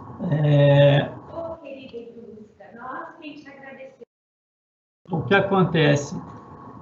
Essa questão da migração diária, eu acho que um pouco tem a ver, né, com a forma como se cultiva a mandioca, né, a tecnologia empregada, mas muito em função de que a maioria dos agricultores são arrendatários, tá? Então, na nossa região, a maioria dos agricultores, na nossa região, aí na região do Noroeste, a maioria dos agricultores são arrendatários diários, né? Os maiores produtores, os médios e grandes produtores. Então, isso faz com que, obrigatoriamente, eles tenham que migrar, né, de uma área para outra, porque eles têm que devolver essa área para o pecuarista. Então, um pouco é isso e um pouco é o sistema. Agora, em termos de outra cultura que possa fazer uma rotação de cultura com a mandioca, eu acho que pode ter possibilidade. A gente tem que, eu conheço um pouco, mas, por exemplo, a cultura do amendoim, né? A cultura do amendoim hoje é uma cultura extremamente tecnificada, né? É uma cultura que já vi plantios aí no Noroeste, é uma cultura que eu acho que pode ser uma cultura que possa vir em rotação com a mandioca, né? Cultura do sorgo, não conheço, mas é uma cultura que é muito tolerante à falta d'água, muito tolerante ao estresse hídrico. Então, pode ser uma cultura que venha a ser uma cultura que possa entrar numa rotação, né? Então, eu acho que tem oportunidade, mas temos que ver sempre a questão de mercado, né? Para quem que vamos vender essa cultura, essa outra cultura, que é uma cultura realmente não só visando a melhoria do solo, mas também, de certa forma, ter um valor econômico, né? Então, essa questão de para quem vender, né? Acho que é importante, mas opções eu acho que a gente pode encontrar sim, tá? Mas eu, sinceramente, teria que trabalhar melhor e ver outras experiências.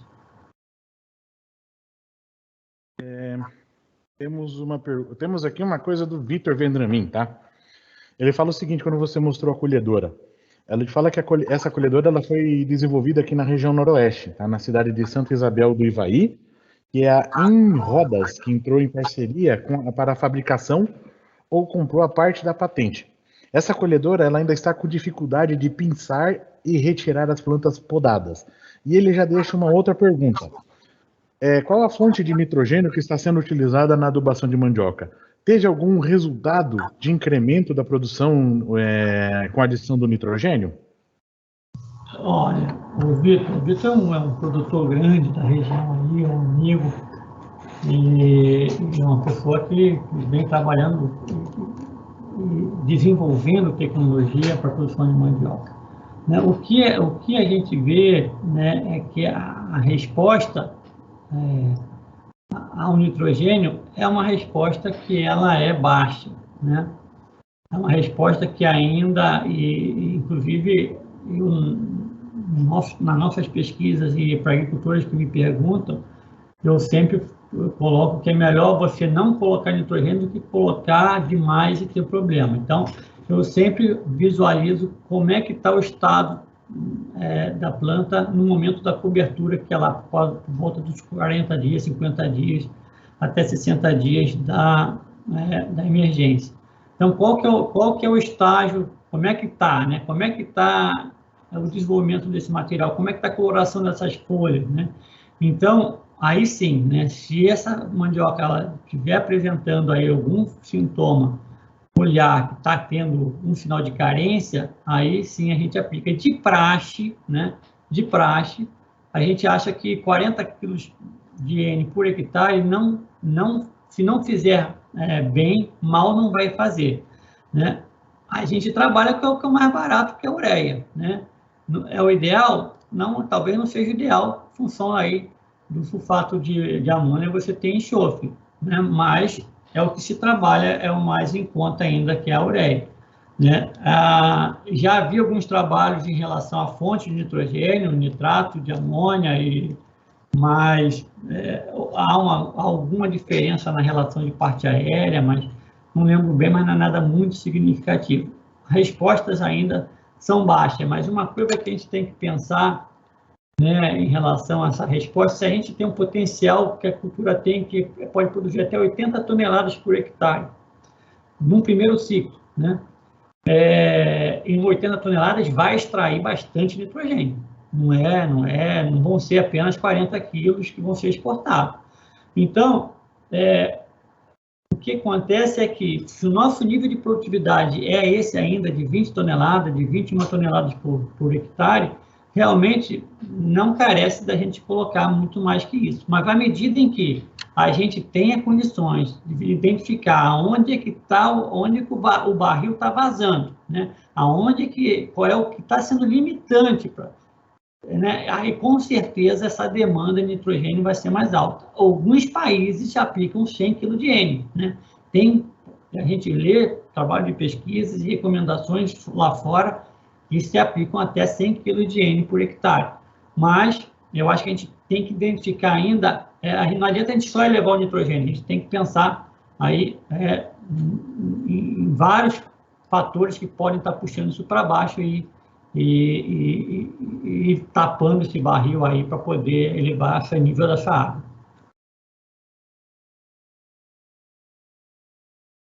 Ele coloca mais duas perguntas aqui que eu achei interessante.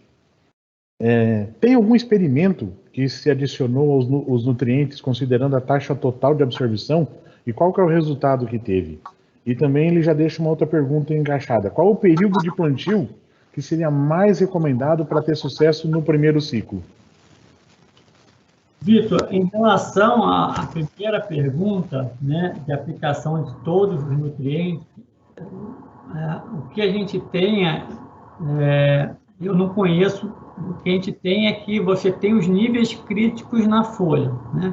Então, existem vários estudos, né, que identificam os níveis críticos que você tem de teores foliares, e não só de teores foliares, mas teores também na rama ou no caule, né, como nas raízes. Então, esses estudos que trabalham com esses níveis críticos, eles mostram que, bom, abaixo disso aqui a planta perdeu produtividade. Então, é importante que a gente tenha esse monitoramento desses níveis críticos, né? Uma coisa que eu penso é que, né, a gente tem muito pouco trabalho, principalmente com micronutrientes na nossa região.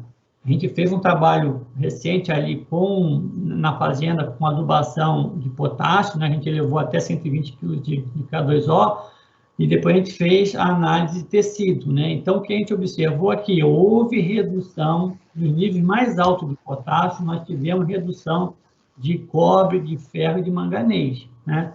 Então, por quê? Porque o potássio, ele acaba competindo com outros íons catiônicos. Então, você acaba favorecendo a absorção de potássio em detrimento de outros elementos que estão em menor quantidade no solo. Então, em termos de campo, né, de aplicação, eu não conheço nenhum experimento nesse sentido. A outra pergunta do Vitor é em termos da época de plantio para o primeiro ciclo. Vitor, também, você sabe que eu tenho pouca experiência aí, né? Mas o que eu tenho visto a gente tem que plantar esse mandiocal antes do meio do ano. A gente tem que plantar esse mandiocal ou até julho, né? Então, lógico que a gente tem... vai ter problema de água, problema de seca, não vai ter umidade. Mas eu acho que a mandioca, ela conserva muito bem, se você tem uma rama madura, ela conserva muito bem no solo, com bastante tempo. Eu tive planta nascendo com 90 dias, e o estande ficou, não vou dizer que teve mais de 5% de falha, 90 dias no solo para nascer, porque a temperatura baixa conserva a maniva, ela não resseca a maniva, né? Porque não tem calor para ressecar, para desidratar essa maniva, né? Então, eu acho que tem que ser plantado aí mais cedo, né? Maio, junho, julho, teria que ser por aí, tá? Mas a gente tem que sempre lidar com a questão aí da umidade do solo. Aí ele coloca aqui, obrigado, Dr. Marcelo. Tenho muitas dúvidas acerca da fonte de nitrogênio e dos níveis de nutriente na cultura da mandioca. Olha aí, queridos alunos, trabalhos para a gente fazer, TCCs para serem feitos. Aí nós temos a pergunta, deixa eu pegar aqui, do Josué Alves Parra. Professor, no Paraná, não se cultiva mandioca para fins alcooleiros? Depois tem uma outra pergunta legal que depois eu vou deixar mais para frente. Tá. Professor Júlio, qual que é o nome do aluno? Josué Alves. Josué, excelente pergunta, Josué. Não, Josué, que eu conheça, não. Mas eu acho que é uma oportunidade muito grande se pensar na mandioca para a produção de álcool. E o que a gente tem visto na Tailândia hoje, boa parte do álcool produzido na Tailândia é da mandioca, né? Tem parte da cana, mas boa parte é da mandioca e o governo tem incentivado isso, né? Então, já tem postos lá trabalhando com álcool de mandioca. Então, lembro, né? Você provavelmente é mais novo que eu, né? Eu também não vivi para que me lembre tão claramente disso, mas eu vivi na época do Proálcool, né? O Proálcool foi lançado na década de 70, né? E quando foi lançado o Proálcool, existia não só álcool de cana, mas também álcool de mandioca e álcool, se eu não me engano, de sorgo, tá? Mas, principalmente, foram instaladas algumas plantas de destilaria para a produção de álcool a partir de mandioca, né?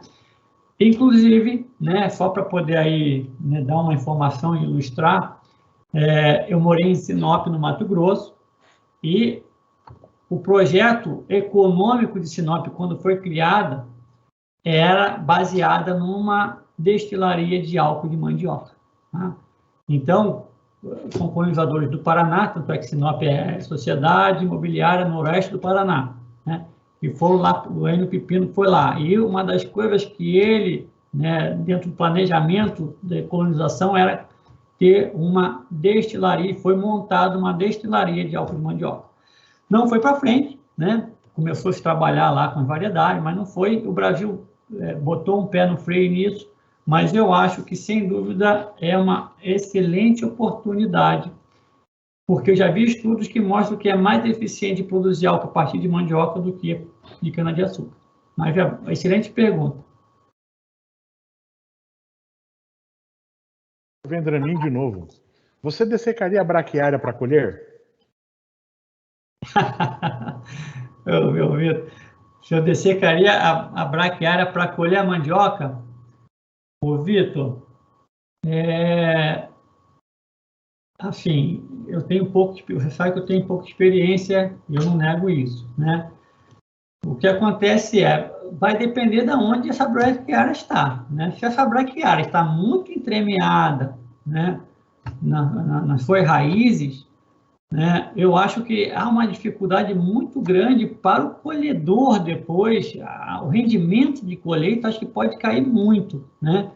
Porque você vai ter uma moita de braquiária junto com a sua raiz. Então, eu não consigo imaginar isso, né, na prática, né, como é que seria, né? Mas acho que se essa braquiária está mais nas entrelinhas do que propriamente atrapalhando ali o trabalho do colhedor, eu não vejo por que dessecar essa braquiária, né? Agora, eu já ouvi de produtores aqui, os colhedores de mandioca, eles não gostam de trabalhar na braquiária, quando tem muita braquiária, em função de cobra, né?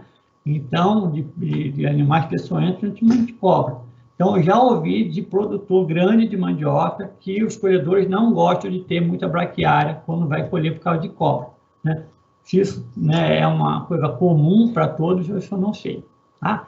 Mas, assim, o que a gente tem trabalhado, Vitor, e depois, se quiser, eu te passo mais fotos, e a gente está cultivando a braquiária na entrelinha de fileira dupla de mandioca. Então, essa fileira dupla, ela tem um afastamento de 50 centímetros da primeira linha de mandioca. Então, a gente tem ali uma área que está bem afastada e não vai se dificultar, não se dificulta a colheita da mandioca, a princípio.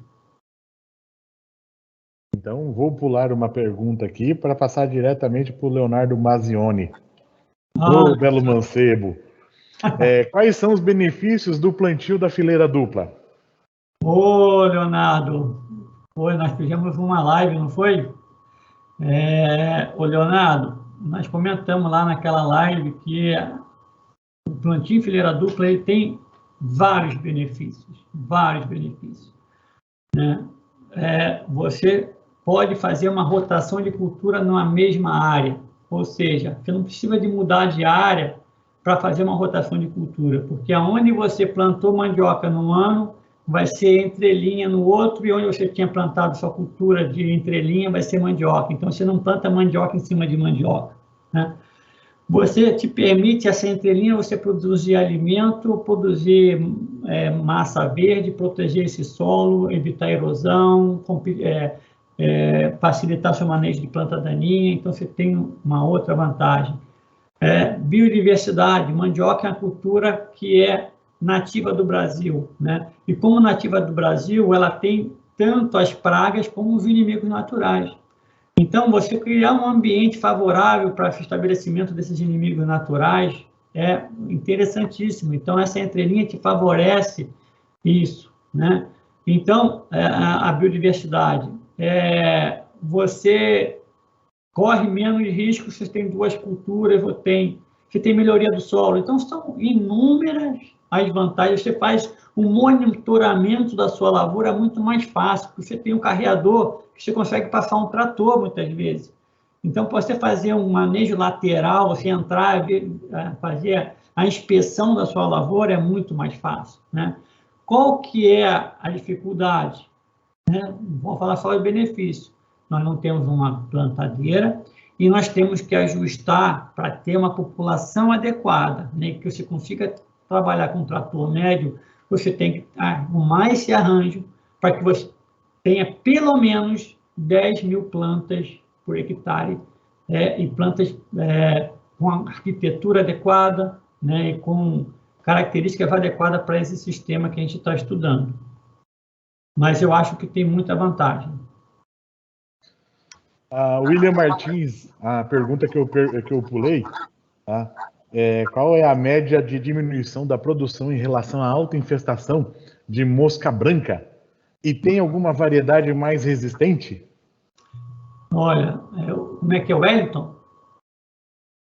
Isso. Então, William, variedades, elas têm diferentes graus de tolerância à mosca branca, tá? Então, isso já é sabido que existe diferença de tolerância entre variedades. Dizer qual que é qual? Não sei, mas existe isso aí, os colegas que trabalham mais com entomologia, e os agricultores também têm percebido isso. o quanto que ela prejudica em termos de produtividade, né? Isso também é muito variável, né? O que a gente tem visto é que pode dar perda de renda, né? Porque você diminui a questão fotossintética, então você perde renda, né? Às vezes você não perde produtividade de raízes, porque as raízes estão formadas e se não tem amido, mas vence com água, então às vezes não dá muita diferença de produtividade, mas em termos de renda, de matéria seca, você perde. E outra coisa que também favorece aí, que prejudica, é a própria nutrição da rama para um próximo plantio, né? Quando você tem uma infestação muito grande de mosca branca, você vem a fumagina, né, logo em seguida, então você tem aí realmente prejudicado. Agora, a mosca branca, ela tem aumentado e tem dado surto na sua região, mas a gente tem que tomar muito cuidado com o manejo. O colega da entomologia, Rudinei Green, gosta sempre de falar, né, a questão do uso de alguns, né, inseticidas de amplo espectro para você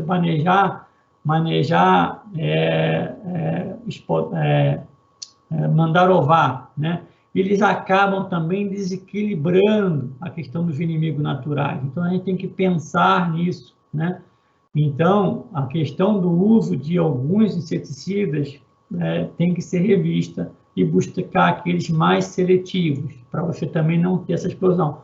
Outra coisa é o manejo também do mato, né? Então, você também tem condições em que você pode trabalhar de uma forma mais adequada esse mato, que ele seja um repositório de inimigos naturais, para também manejar de forma biológica, de controle biológico natural, essa mosca branca, né? Mas realmente mosca branca tem dado surto, principalmente em época mais seca, né? Então chega um período do ano que ela realmente ataca muito na região, né? Mas vamos conhecendo um pouco mais, mas eu acho que tem um pouco de manejo nisso aí também. É verdade. O William Martins faz outra pergunta aqui. Já tem algum tempo, já tem algum tratamento de manivas na hora do plantio que demonstraram resultados satisfatórios, principalmente a questão de enraizadores? Olha, William, oficialmente não, tá? Assim, que eu conheça, tá? Existe fito-hormônios que o pessoal, até tem um colega, depois você pode até, acho que você é aluno, né, Júlia? Ele é aluno, né? Depois eu vou te passar, eu vou distribuir também para o pessoal do curso lá do 5º ano, eu vou distribuir algumas cartilhas, vou disponibilizar alguns links de algumas publicações. Existe uma publicação recente sobre o uso de fito-hormônios para melhoria de enraizamento, tá? Mas eu acredito, da mesma forma que a gente tem aplicação para soja, para milho, para feijão, né, eu também acredito que alguns produtos possam auxiliar nessa proteção da rama contra a fitopatógeno de solo, ou mesmo que estão sendo vinculados à própria maniva, e também auxiliar nesses enraizamentos, né? Alguns micronutrientes específicos, né? Algumas substâncias que podem ajudar nesse estabelecimento. Não sei de precisar, mas tem agricultor usando, mas eu não sei de precisar qual, né? Ou quais e como é que funciona. O Valdemir faz uma pergunta aqui. A partir do momento em que se atinge o ponto de colheita, quanto tempo eu posso segurar para fazer a colheita? Valdemir? Isso. Valdemir. Valdemir, eu acho que isso depende muito de que momento você atingiu o seu pico de amido, né, de renda na sua lavoura, tá?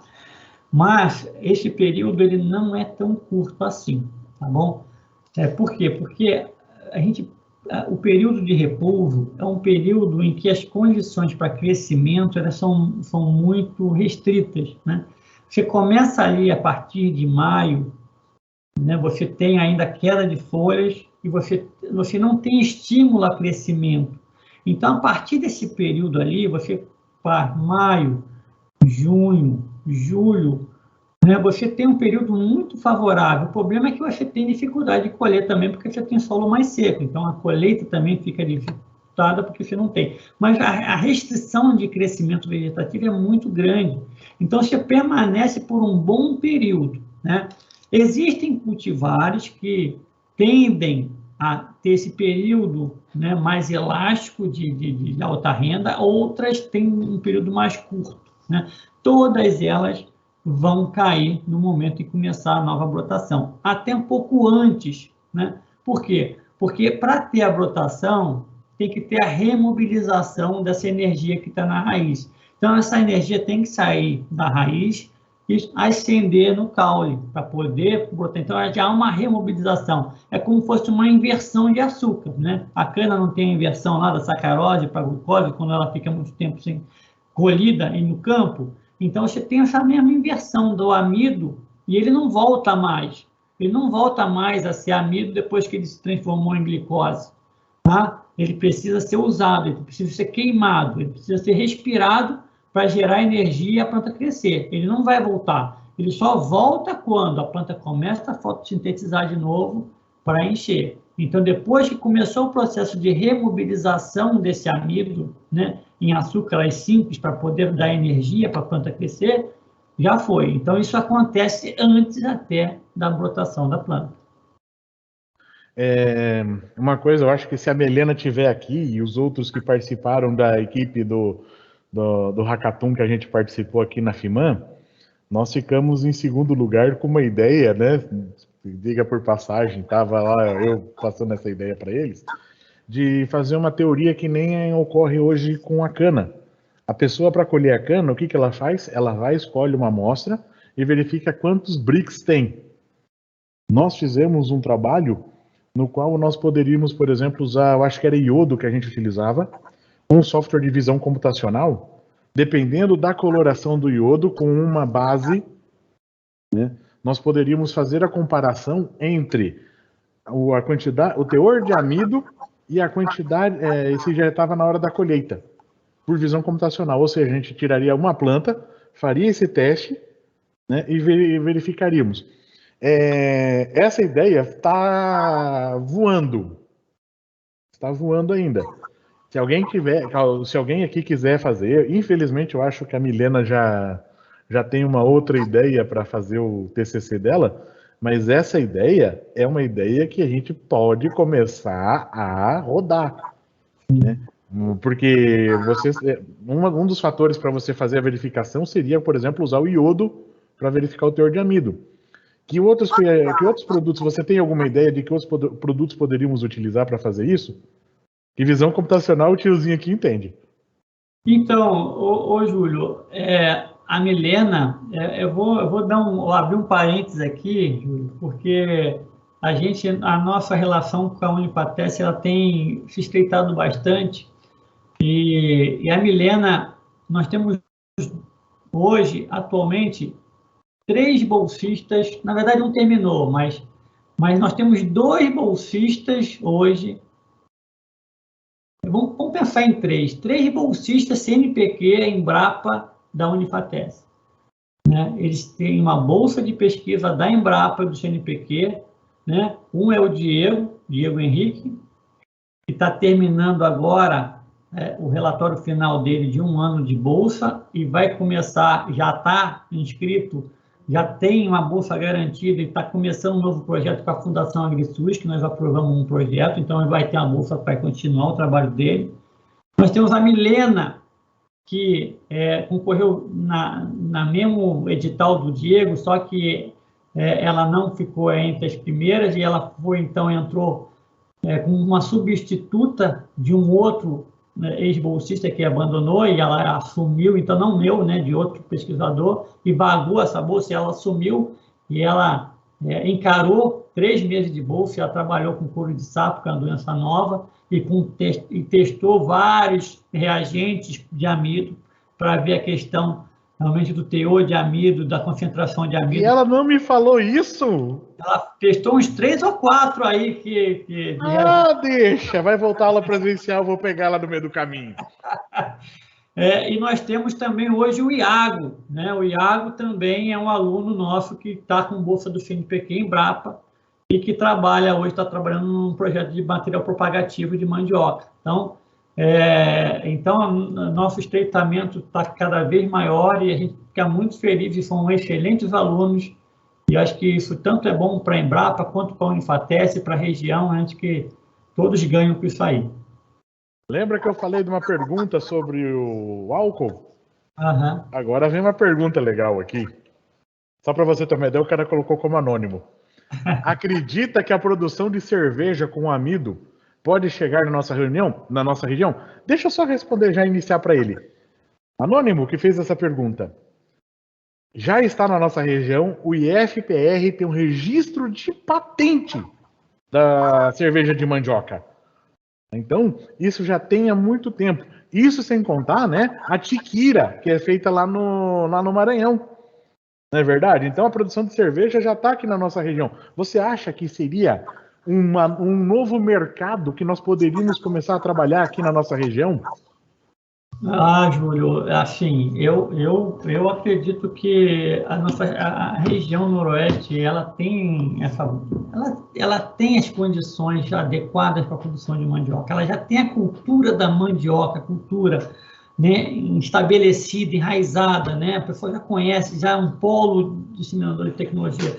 Então, todas essas oportunidades, elas devem ser aproveitadas e acredito que vão ser aproveitadas, né? A gente sabe que a Ambev começou lá no Maranhão, está expandindo para Goiás, né, com a cerveja de mandioca. É um projeto, de certa forma, social, porque ela compra de pequenos agricultores e leva para longe essa mandioca até ser processada. A partir do amido que é produzido, então, ela transforma isso em cerveja. Mas é um potencial grande também, né? Então, é lógico que eu não vou te dizer que eu já conheço, já bebi muito dessas cervejas de mandioca para saber se elas têm o mesmo sabor ou são mais saborosas, mas eu acredito, porque se está dando certo lá e a questão está crescendo e está ampliando, não está parado, está ampliando, não é uma coisa que parou, estagnou, está cada vez ampliando mais, e mais agricultores estão sendo beneficiados com isso também. Então, acho que tem potencial, sim, tem muito. Como a gente tem aí, né, a tapioca hoje, né, os amidos modificados que estão servindo para uma série de indústrias, né, então tem muito potencial ainda para ser desenvolvido com a questão da mandioca. Isso é uma coisa que me deixa muito indignado. Quando eu estou aqui na estrada indo para Maringá, eu acho que você quando está indo para Londrina, aí você vê aqueles caminhão-silo, da Arão principalmente, levando fécula de mandioca aqui da nossa região, que poderia ter fábricas aqui, já que a gente sabe que usa-se como lubrificante amido de mandioca, usa-se no batom, usa-se nos embutidos, é muito utilizado. Então, de vez em quando eu vejo esses caminhões indo para outro local, que nós poderíamos ter essas fábricas aqui na nossa região. Imagina o tanto que nós iríamos desenvolver, né? Então eu tenho essa posição. Aí o Silvio Bosa fez uma pergunta aqui. Com a média de 13 mil plantas por hectare, qual é a variedade que está se destacando no momento com maior produtividade? Acho que o Silvio da Caçava, meu amigo Silvio. O Silvio, é difícil, eu não tenho, acho que você roda muito mais que eu, se é o Silvio mesmo que eu estou pensando, né? Você roda bastante aí nas lavouras, o que eu posso te falar, né? É difícil, a gente, assim, em termos de produtividade da Embrapa, esse material que a Embrapa lançou recentemente, a BRS 420, em termos de produtividade, é um material que realmente é espetacular, né? E nessa população aí de 13 mil plantas, porque é uma planta grande, é uma planta que é uma planta alta, né? Então é mais ou menos a população que a gente recomenda para ela, logicamente com as condições de adubação adequadas. É um material espetacular para 13 mil plantas, tá? vai pensar na B36, já não trabalha com esse espaçamento, com essa densidade de planta, né? É um material muito pequeno, vai ter que trabalhar aí com 18, 20 mil plantas para ter o potencial dessa cultivar. Então, a BRSS01 é um material também que está dentro dessa população, né? É um material mais rico de amido, mas, em termos de produtividade, quando as condições são adequadas, ela perde para 420 e acaba que a produção de amido também por hectare é menor. Então, a 420 é um bom material. Tem a paraguainha, não sei como é que está indo na região, mas é um material pequeno também, né? Então, acho que a população de planta é maior. Tá, Silvio, mas eu tenho certeza que você sabe muito mais do que eu nesse quesito aí. Mas o povo gosta de teimar na olho junto. William Martins, o uso de aminoácidos em aplicação foliar no início da cultura pode dar um melhor resultado em relação ao seu desenvolvimento?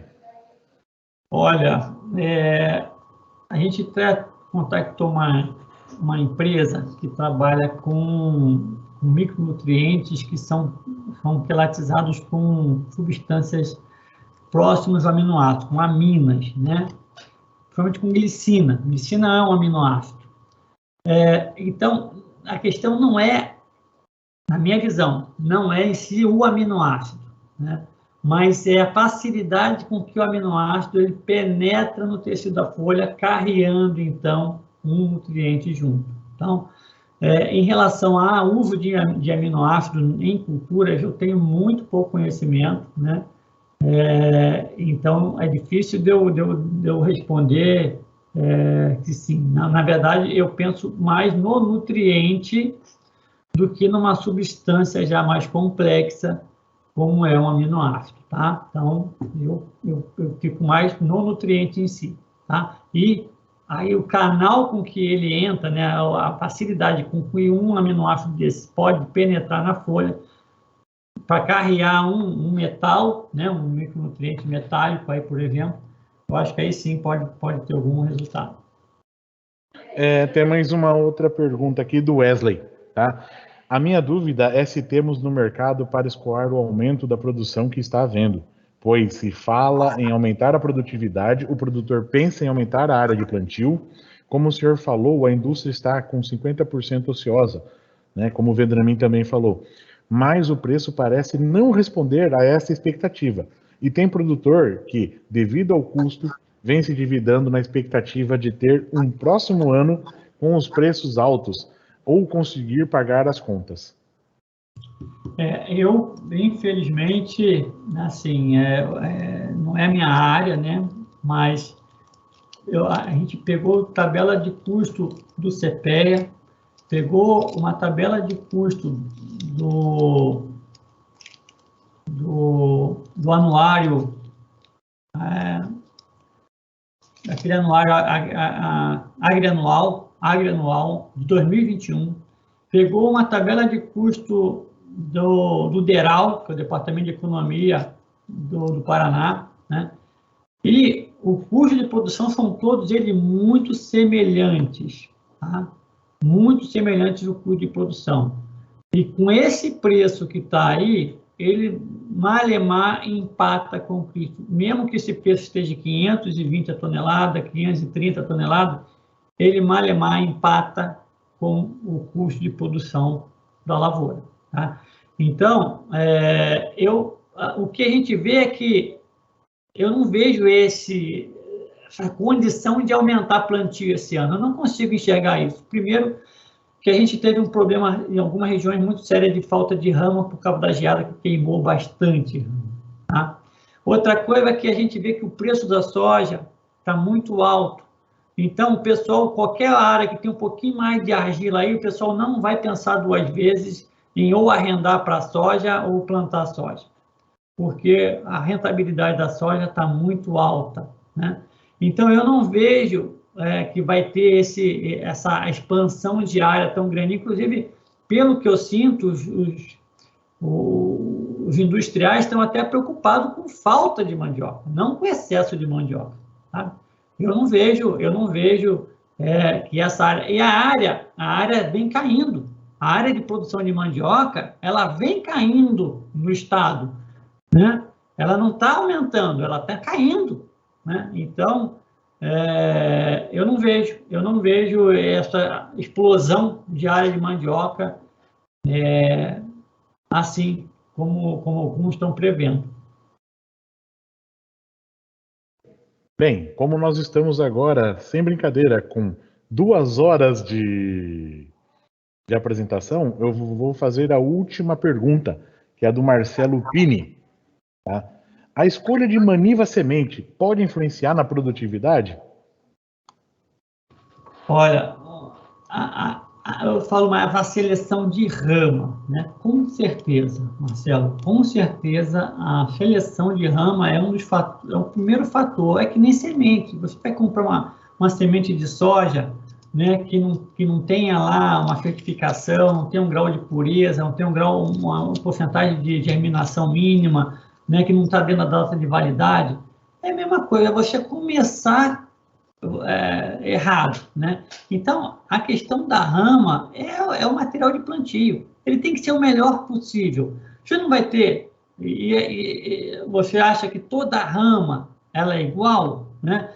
Você não tem rama fina, rama grossa, rama de base que tem mais gemas mais endurecidas, a rama da ponta que tem um miolo, que tem a medula muito grande, tem pouca reserva, e essa maniva pode secar mais rápido, a outra não pode nascer. Você tem manivas que são doentes, né? A gente tem, a maioria das doenças, né, da mandioca são veiculadas a material propagativo, a rama, né? Então, você tem bacteriose, tem antracnose, tem pragas também que são veiculadas. Então, sem dúvida nenhuma, a seleção de rama, viroses, né? As viroses, a seleção de rama realmente é o primeiro passo e tem, com certeza, um diferencial aí em termos de garantia de produtividade, né? Então, realmente é um cuidado grande. E, infelizmente, o que acontece? Quando nós vamos coletar a nossa rama, nós vamos ver que o material está todo seco, né? Já está lá, já caiu a folha, a maniva está lá e a gente não consegue, muitas vezes, identificar alguns problemas que ocorreram durante a fase vegetativa.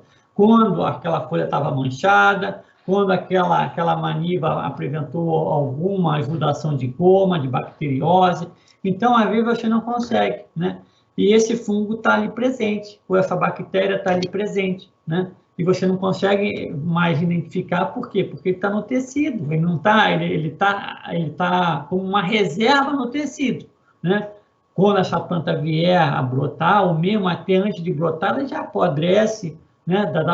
A questão das fusarioses, a questão das doenças de podridão radicular, também estão vinculadas à maniva, né? Então, às vezes, a podridão está lá no solo, na raiz, mas a maniva tem o agente causal, né? Então, você pode estar levando isso para a sua lavoura. Então, realmente é um cuidado grande, né? O sonho nosso é que houvessem, como existem sementeiros, sementeiras, tivessem maniveiros, né? Ou seja, especializados na produção de maniva. Tá? Bem, deixo aqui meu agradecimento a você, Marcelo, que agora faz parte aqui da equipe da Unifatesc também. Muito obrigado. Foi muito interessante.